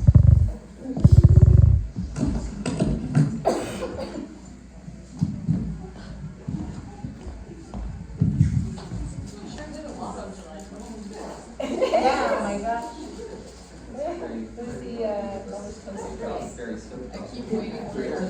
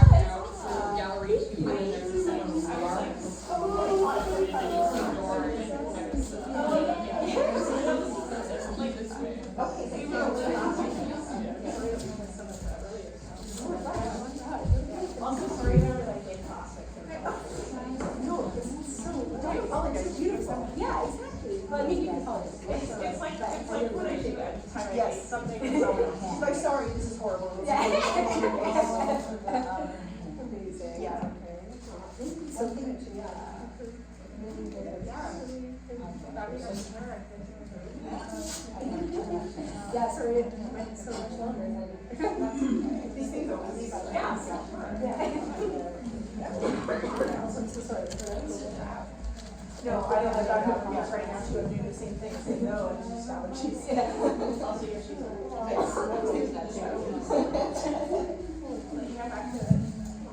you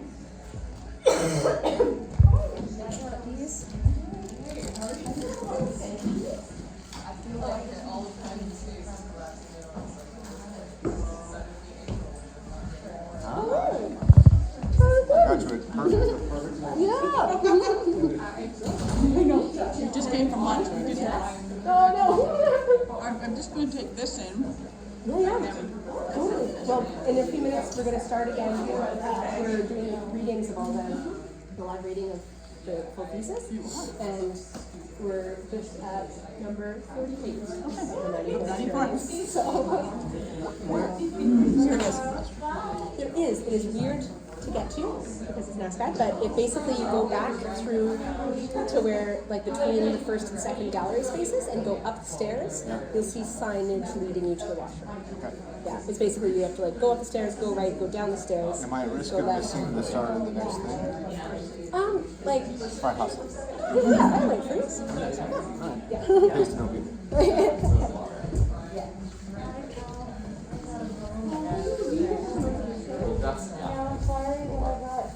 So this describes a lot of the things. Over the course of 94 weeks, It's a very long. Colleen Devon's 94 experiments. I know, I read those in the question. Okay. So those are all the things that you can kind of. It was really interesting. Are you very busy still?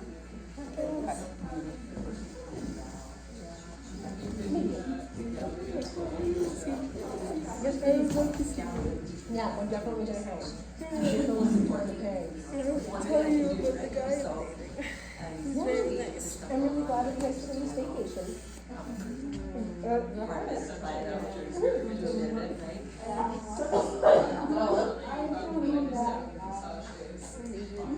then I freaked out and was like, I have to work. He was like, do you want to get a hotel room downtown that we could just have, which is really just for you. And then they were like, sorry. It's just like, so I would go and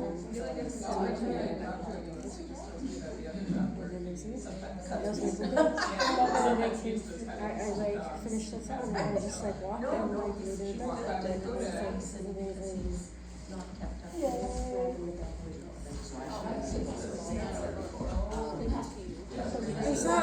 I'm very happy.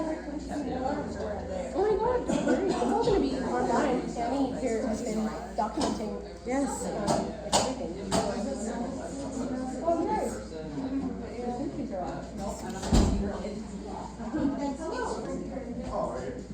Thank you. Sorry, it's a weird one to find. Yeah, no, I just find, where to find parking? Oh, yeah. And then people enforcing parking.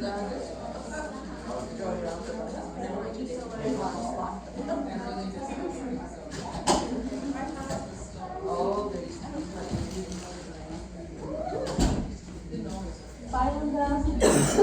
Nice to see ya.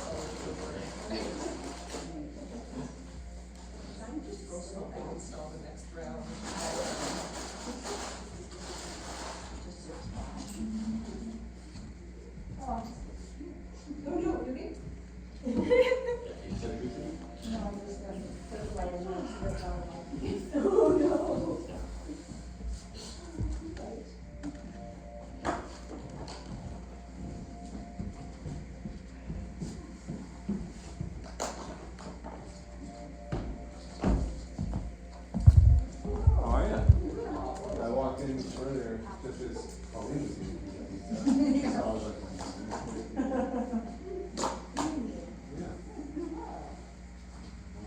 you continue to teach over the summer, or do you get the summer?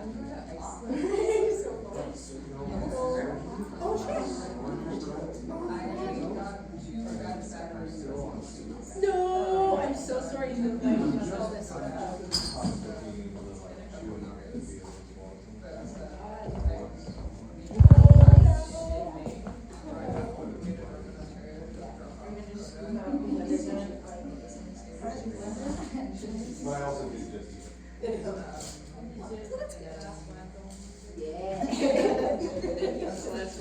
This is like it's a good spread. There was a vote earlier and it was between pizza and sushi and it was a tie, so we got both.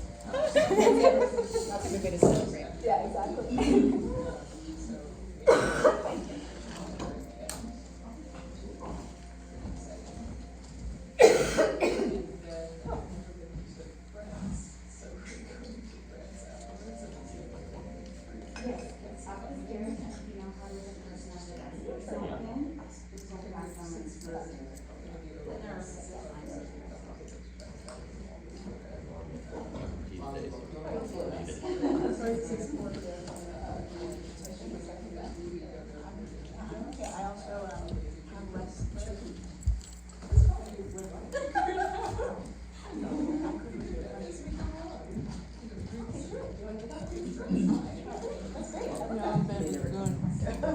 I'm a happy goon.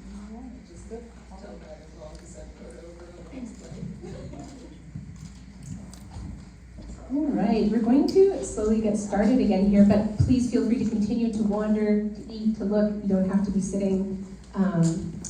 We've got 47 experiments to go, and I feel confident in our ability to get through them by 4 p.m. or earlier.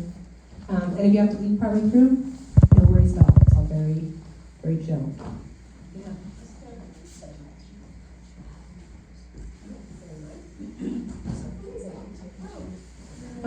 For people who are just arriving, or who have arrived since I last did this introduction, I am Colleen McIsaac, played by Colleen McIsaac.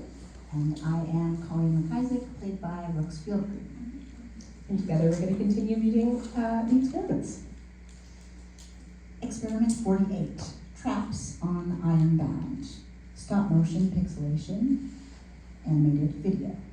Site, place, collecting, animation, land, gathering, family, extraction. August to November 2022. What does this harvesting of fishing refuse do when examined on site in playful ways? Traps on Ironbound is a loopable animated exploration of bits of disintegrating lobster traps in their found habitat, marine detritus washed up on the shores of West Ironbound Island in Bignabi.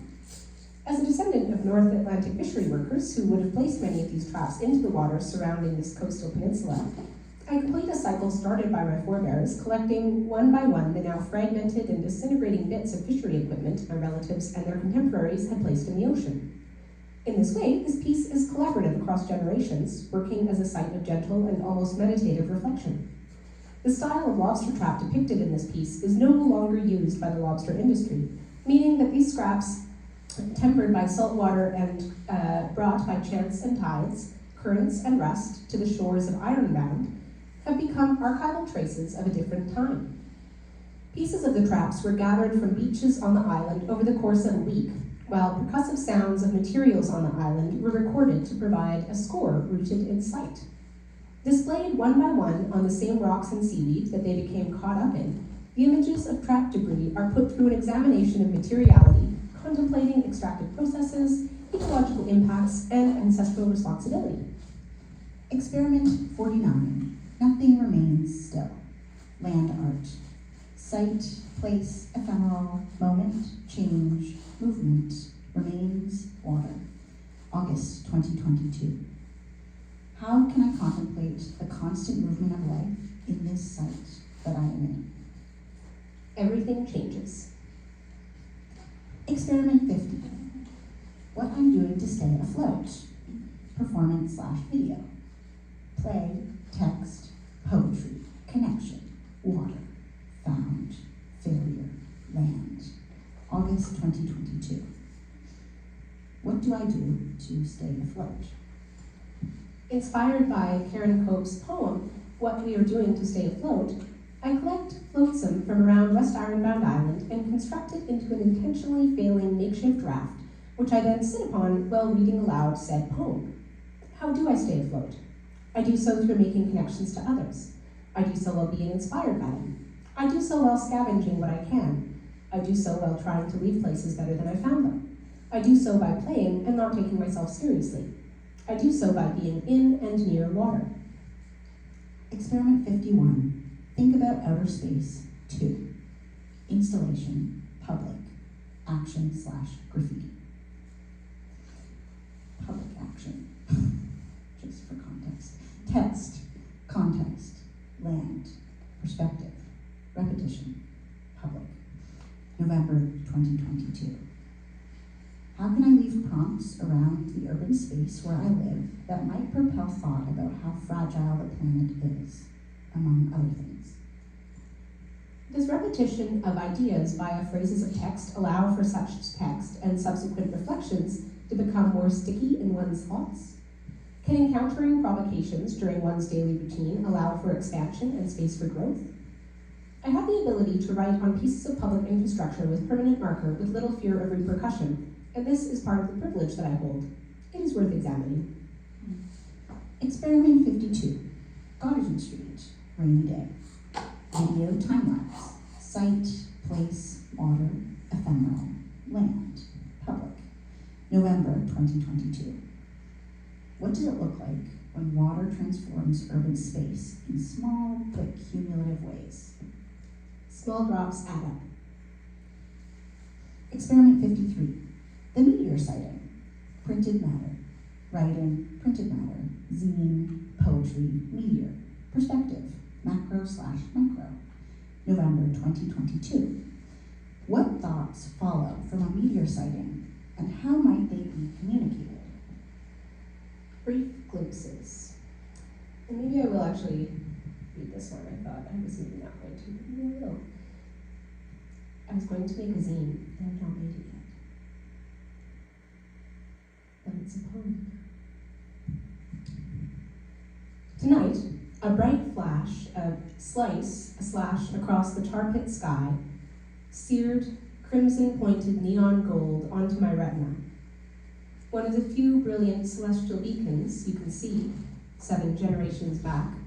Not mine to say, minding words now too, are you? Keep it in mind yourself. Which was not starlight, but rather the power of our atmosphere, of our oxygen, but not the R you are thinking of. Not so anthropocentric, the long word in interview I wept through listening to Suzuki spell out our failings after 50 long years. I use the royal R here, still not that one though. Where hope-worn fingers all ended up pointing at church and capitalism, their tails tied together from the start, worse than any rat king could ever imagine to be. But an R that is us all, every part of this, piece of this complex, baffling, cosmic fluke. Question mark? Yes. Every gnat, every mole, everything unseen but present, every terrible disease, every scab, every virus, every single body that has begun to, continues to, recently painfully, has long since decomposed, and the organisms it has nourished, and their friends, and every drop of water ever drunk, and all of the zebras, people call them fart donkeys, you know, and the zebras' friends, and whatever is frozen in the ice, and all the ice that has, or does, or won't, again, exist, and the core, and the rest, and the rest. Anyway, all that is the R, the all of us are, the ones we really rely on to keep the status quo. No, we love the status quo. Higher, and articles in the places that they have duly articulated themselves to be. The only constant, constantly repeating through my brain is change. Expect nothing but change. And really, the audacity of we, the hubrisity, we, both we, and the R too, if you zoom out far enough, are so brief. Like that glimpse. A serendipitous simile, a smile, pulled, jagged, bloodied at the corner, An arrow falling downwards. Guess we missed our chance tonight. Experiment 54. Claire and Henry react to my thesis show titled Ideas. I'm gonna say that one more time. Claire and Henry react to my thesis show titled Ideas. Video. Play, experiment, embodiment, participatory. October 2022. How can I test out ideas and get embodied feedback? How do we make decisions? How can I invite others to participate in my decisions? How can I explore embodied ways of receiving feedback? And what does oatmeal have to do with it? Experiment 55. Observational collection 5. The parking garage. Digital video / photography. Collection, gathering, place, site, construction, infrastructure, urban. November 2022. What can I learn from paying attention to the urban infrastructure around me? Parking garages used to terrify me. Sometimes they still do. When I was a child, I did not watch much television because we did not own one, and then I saw a piece of a movie on a friend's television where a group of children were trapped in an underground parkade where there was a bomb that was going to go off. I'm not sure if that's why I'm afraid of them, or if it's more due to my general fear of structural failure and being crushed under concrete, or worse, being trapped and slowly starving to death. As spaces, they are of interest to me, since they are generally functional in design and designed to prioritize vehicles rather than humans. I look at them like I look at a horror movie, with apprehension, knowing that I may not like what I see, but knowing that I don't truly have much more to fear from them than any other urban public space. Or do I? Experiment 56. Frost Trail. Video. Play, experiment, embodiment, walking, footsteps. November 2022. What happens if, on a routine walk, I follow ephemeral frozen footsteps? Who walked here before me? What is their life like? We are walking the same path. Is their day at all similar to mine? What are their hopes? What do they fear? Do I know them? Would I want to know them? Experiment 57. Tremble, tremble. Video. Land, water, experiment, embodiment, movement. November 2022. What can I learn about trembling from living organisms in liminal spaces?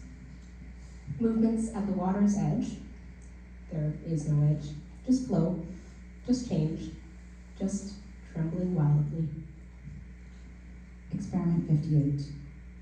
Tomato seeds on paper towel, on circular mirror, on table, in sunbeam. With thanks to Katie and Rena and Dorian and Linda and Dan and Noella and Jordan and Tim and Kay and Heather and Matt and Jenny and the rest.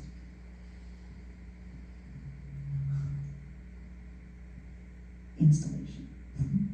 Community, connection, ecosystem, help, seeds, reflections, materiality. November 2022. How can a collection of objects in space, in time, help me reflect on everyone who contributed to those objects being there, in that space, in that time? Everything is connected. Everyone has people who have helped them get where they are. Many hands and fingerprints get all over everything, and it is impossible to extricate ourselves from other people. And I love that. Experiment 59. Popcorn percussion. Audio. Play, moment, improvise, domestic, transformation. November 2022. How can I play with my food?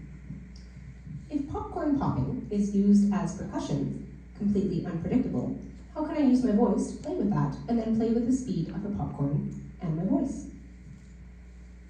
Experiment 60. The water remembers, but it will not miss us. Performance. Water, climate anxiety, moment, future, voice, embodied, ephemeral, text. November 2022. What can I discover about water and the future if I explore in front of an audience in the dark? In November 2022, I performed an experiment in front of an audience at the Bus Stop Theatre as part of Probably Theatre's Probably Poetry event.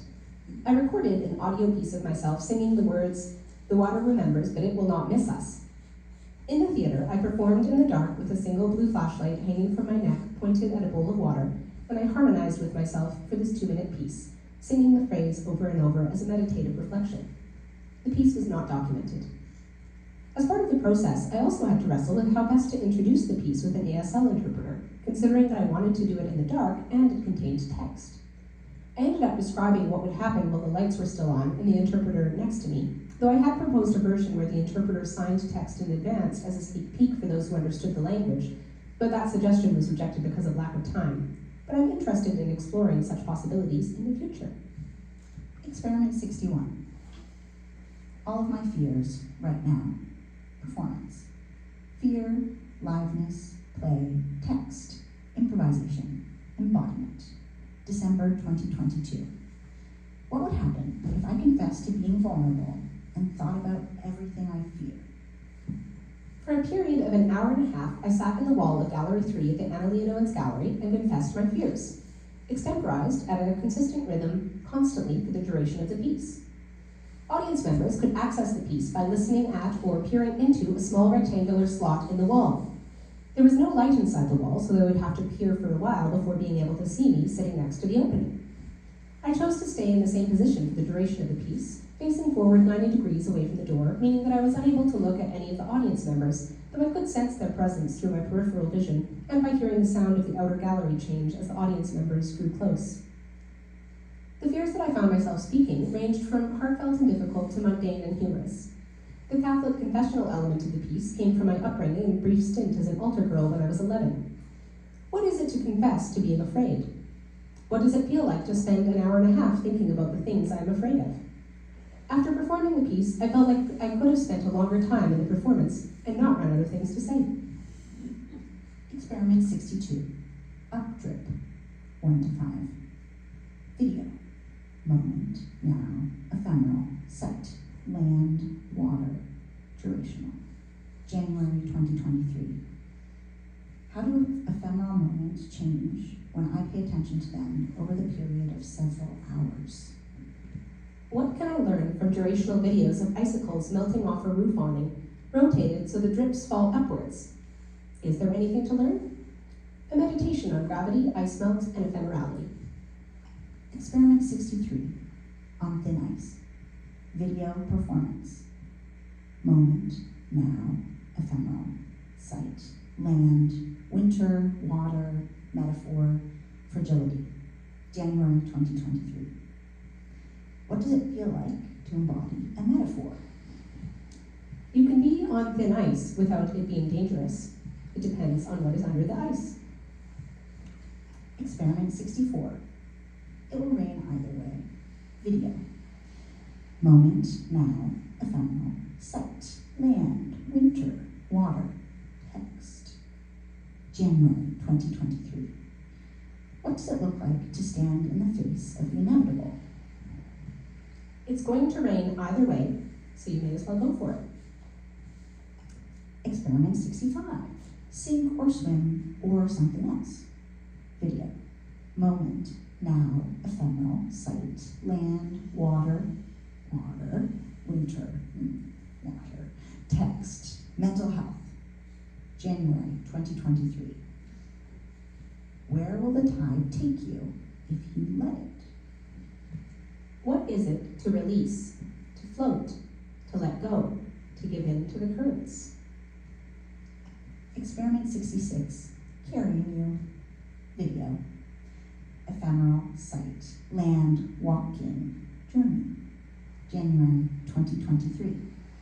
What do I carry with me, and what does it look like from its perspective? I've carried a lot of things with me. What does the journey look like from the perspective of the things I carry? What happens as it is growing dark? Experiment 68. The color of the sky right now. Performance prompt. Moment, now, ephemeral, land. February 2023. What happens if I pay attention to the color of the sky and point it out to others? Instructions. Notice when the sky is a good color. Say to the living being closest to you, the color of the sky is very good right now. Experiment 69, the bad thesis, writing/performance. Writing, text, mental health, failure. February 2023. What happens if I write a thesis paper and then discard it? I wrote a thesis, which was a play, which was a journal entry, which was all over the place. Then I threw it out, metaphorically. It still exists in cloud storage. Experiment 70, an attentive audience, dances for Charlie. Performance/video. Play, journey, movement, audience. February 2023. What kinds of dances are most interesting for a cat to observe? And how will a cat react to my dances? Spoiler alert, he falls asleep after approximately 20 minutes. Experiment 71, under the ice, performance/video.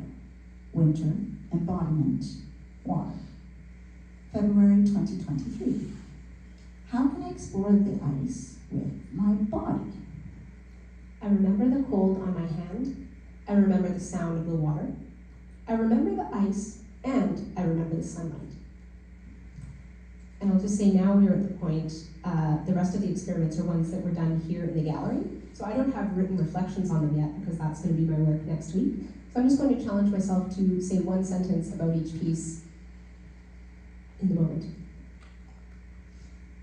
Experiment 72, I will answer your questions. Performance/video.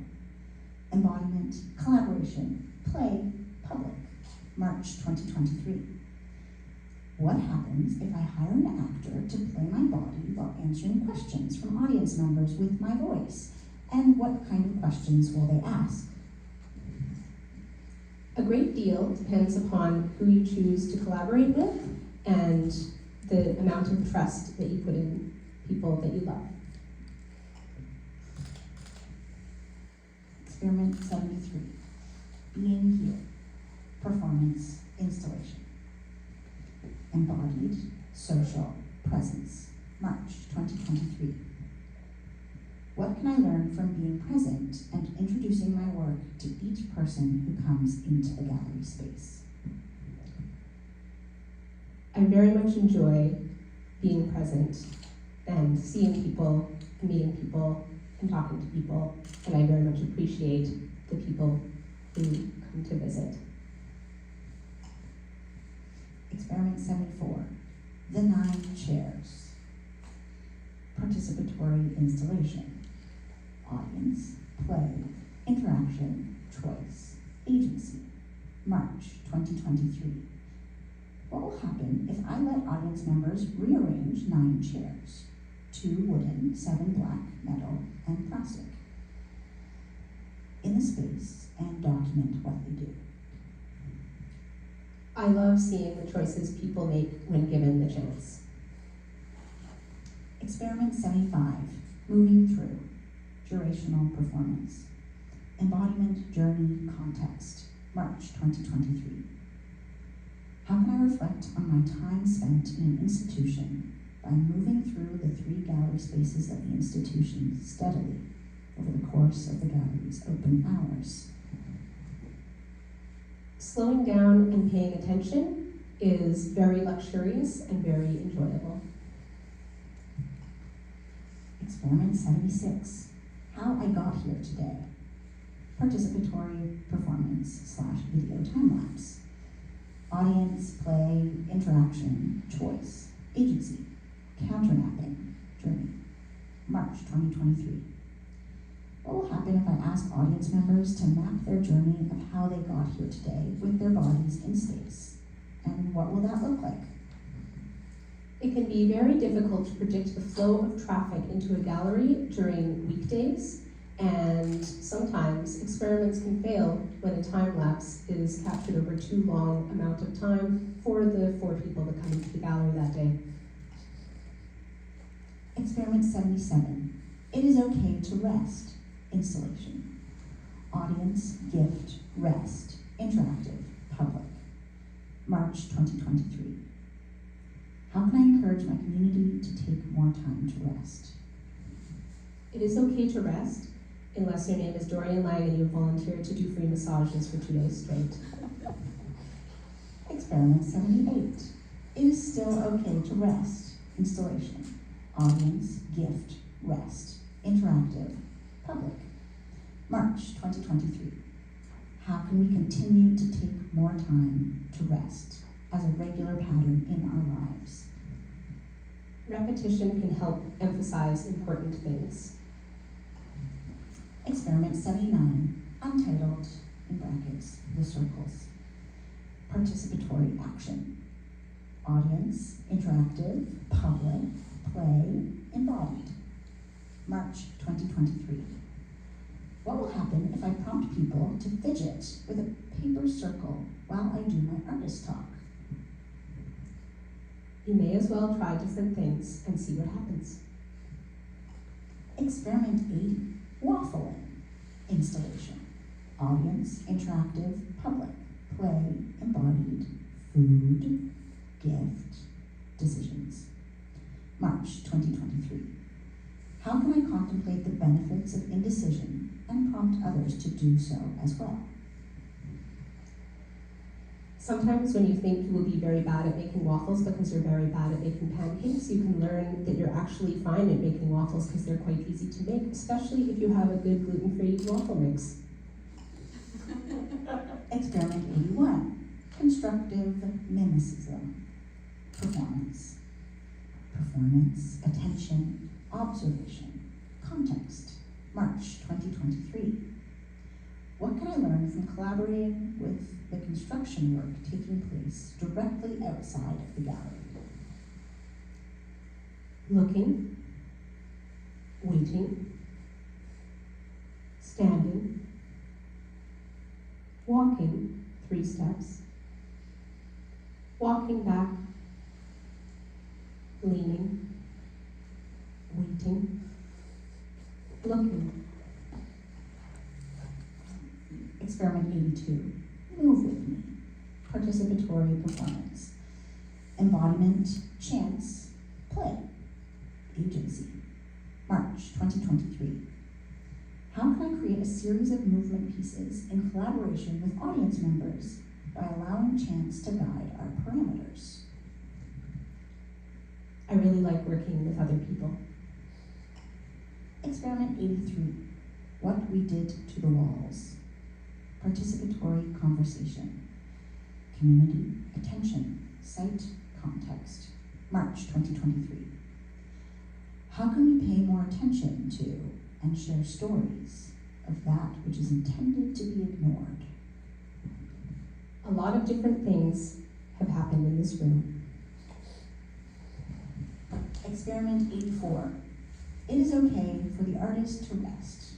Performance. Public, rest, gift. March 2023.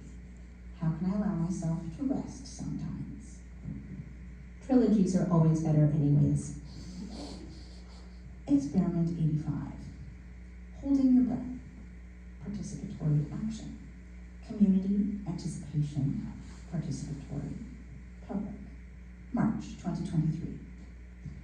How can we think about breath, moment, and anticipation while embodying these things? If you're present in the moment and presently anticipating in the moment, what does that mean? Experiment 86. Influencers. Participatory action. Community, context, participatory, public, influence. March 2023. How can we create a piece together that is influenced by each other while thinking about the forces that influence us? We're all influenced by many different things. Experiment 87. I'm reading poetry to you right now. Performance. Community, public, routine, text. March through April 2023. How can I contemplate and disrupt routine in myself and others while collaborating with my community? This piece is yet to be enacted, but it will be enacted in the next couple of weeks, depending on the schedule of my collaborator, Natalie Goulet. But it will take place at 8:30 in the morning at the intersection of Roby Street, at the Willow intersection, whatever it's called. Experiment 88. I'm not going to try to hurt you anymore. Performance, care, embodiment, March 2023. Can we keep our promises? Maybe. Experiment 89. Small matters, curation, community, gift, curation, context, scale, March 2023. What happens when I create a community art space where small matters are contemplated as significant? This show is still open if people would like to participate in it. It's going to be taking place at the Bus Stop Theatre from April 24th or so until June 25th, and it will be a collection of many small works. Experiment 90. Help someone. Prompt. Community, care, gift. March 2023. How can we help? Instructions. Help someone and think about if it was actually helpful. Experiment 91. Sign journeys. Research project. Journey, privilege, research. That was a combination of care and journey. Care journey, context, care, attention, privilege. March 2023. What am I taking for granted by purchasing a neon sign on the internet? And what can I learn from its journey? I don't know who made the sign, but I love it.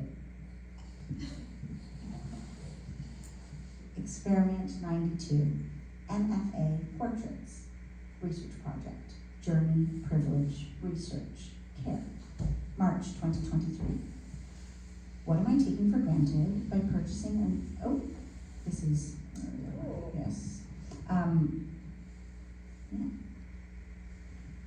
A new question. I thought I actually had one for this one. I think it's actually another document. Let me see. How can I pay attention to and honor my peers when they are talking about their work, surrounded by their work? I like drawing people.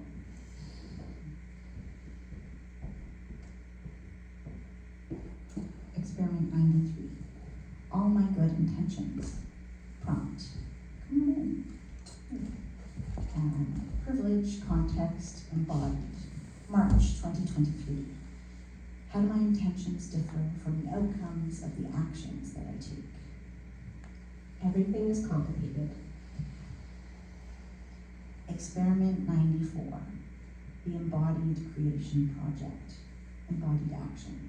Embodied generative humanity, risk, change, transformation. February 2023 and ongoing. How can I intentionally allow myself to undertake an embodied, collaborative, wonderful, terrifying, risky, life-changing, and completely transformative experience? This piece is a collaboration done with my partner Dorian Lang, which we began in mid-February and are approximately 8 weeks into. And in approximately, I can't do math, in November, we'll find out if that stage of the experiment has gone well, and we will bring a new life into the world. And we'll see how that goes.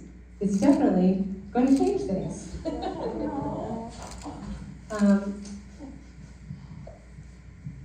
Where do we go from here? Why am I doing this work? If we create our own realities, then the words we envision might be within our reach once we start performing them. Miku, page 21. I want to exist in a reality that is experimental, that allows space for change, that spends time paying attention to the land and to the humans around me. There is so much that is uncertain, and when it comes down to it, the only real prediction you can make is that life will go on, and that it will be interesting. Wiseman quoting Irwin 232. To go on is to change. Change is certain. The subject will change. The subject cannot do anything but change. I subject myself to change. I subject myself to change. The subject is subject to change. I subject myself to change. Change is the only constant. The only thing I can always count on. So, what can I learn from these changes? This has been my thesis reading. It is now 2 minutes to 4. Please have some more snacks. I'm going to read out some thank yous because that's an important part of my thesis. But feel free to mingle. Nothing gets done without the help of others. Thank you to Lisa Hamilton for suggesting that I apply to NASCAD, for finding more ways for our paths to cross, and for the amazing pizza. Thank you to Emily Davidson for being on a parallel journey with me since 1999 and for answering my questions. Thanks to Ben Stone and Dustin Harvey for writing me letters. Thank you to Rose Zach for helping me find my first job in Halifax in 2008, and then popping up all these years later to tell me I'd been accepted to the MFA program and making me cry. Thank you to Karen Cope for radically bringing abundance to all that she does, for guiding me through and in and onwards and keeping me afloat. Thank you to Leah Dector for agreeing to be my program advisor and taking me on as a CNA lab research assistant, and for the patience, understanding, generosity, prodding, oranges, wisdom, and opportunities. Thank you to Anna Sprague for welcoming me from the very beginning for the hugs and snacks, art and otherwise, and for seeing me and saying so. Thank you to Craig Leonard for guiding us all with such grace, for breaking the thesis, and for knowing that coffee is important, mornings are difficult, and the lobster traps are fascinating. Thank you to Nora Rennick-Reinhardt for being an inspiration at the 11th hour, for being a like-minded queerdo, and for being a textile artist advising a performance artist with flair, and in fantastic handmade overalls. Thank you to Angela Henderson for being the first to say yes, and for teaching me about counter mapping. Thank you to Dr. Charmaine Nelson for being a fantastic professor, for being so kind, flexible, and compassionate, and for standing up in the face of racism. Thank you to Melanie Wilnick for being my first NASCAD prof and for rocking it. Thank you for David Clark for having me there for all the bits and pieces and for the great discussions. Thank you to David Doms for the chats and for kindly reminding me how to use power tools. Thank you to Mike Poole for always having my backs, to Nathan and Anik for putting up with me, and to the janitorial staff at NASCAD. Thank you to Andrew Harris, Alice Banks, Claire Drummond, Jazz Keeler, Lachlan Sheldrick, Miriam Bouchard, Megan Bosma, Marina Thomas, and Susan Wilcox for being a phenomenal cohort and phenomenal artists. Thanks to Yufan Liu and Ali Dixon for being the most excellent studio mates up in our castle on a cloud. Thank you to Giselle Armstrong for showing me that it could work. Thank you to Stephanie Yee for inspiring me. Thank you to Ghost. Thank you to Toast. Thank you to Christian and Carrie and Grace and Heidi and Justin and Luke and Matthew and Megan and Natalie and Natasha and Sarah and Sonia and Takashi and Vika for showing me the path ahead and being so wonderful. Thanks to Brigida and Claire and Fanny and Jay and Kwame and Lauren and Lindy and Luke and Melanie for being inspirations and collaborators. Thank you to Tanya, Hannah, Claire, Meg, Feruz, and the others for crossing the MFA/MAED line. Thank you to Sydney Reeks and Natalie Lauren for their generosity, for teaching me to be and also generally, and for their kindness. Thank you to Susan and Jazz for being such wonderful gallery mates, and I can't wait to have a big party as we strike our shows tonight. Thank you to the people whose houses I stayed at. Dan, Noella, Aaron, Richie, Angela, Ursula, Claire. Thank you to the animals that I spent time with. Gilbert, Coda, Ringo, April, Peanut, Rhapsody, Ollie, Skip, Wookie, Charlie. Thank you to the Ironbound Creative Residency for a life-changing experience on a small island populated by sheep. Thank you to Natalie and Vita for the trips to the Camera Obscura and for your brilliance. Thank you to Rena and Susan for the cold dips. Thank you to the people who let me read their theses, and thank you to everyone who participated in my various group shows and to those who have participated in this thesis show. Thank you to the poets, Stuart and Laura and Trisha and Karen and Natalie. Thank you to Annie and Stu and Natalie and Vika for the photos. Thank you to Kate and Melanie and Natalie and Andrew and Krista and Courtney and the person whose name I never learned for being a gallery dream team. Thank you to those who read my thesis drafts, Leah and Anna and Craig and Nora and Dan and Pete and Gabby. Thank you to Matt and Jenny for the backyard bonfires, the shared meals, and for being fantastic housemates. Thank you to Elsa and Andrew and Audrey and Alex and Becca and Kate and Celia and Chelsea and Christine and Dan and Davey and Erin and Tessa and Francine and Gary and Heather and Ian and Jack and Jules and Justin and Kat and Katie and Kevin and Keith and Leanne and Laura and Makia and Megan and Nettie and Nick and Noella and Patricia and Rachel and Rafa and Rebecca and Sarah with an H and Joelle and Shyla and Tessa and Tim and Trisha for the walks, talks, meals, conversations, and friendship during this time. Thank you to Rooksfield Green for being the best body of Colleen McIsaac ever, for jumping in with talent, warmth, kindness, and enthusiasm, and for being what I want the world to be. Thank you to my parents for their ongoing love, for understanding my desire to do my own thing, and for celebrating that.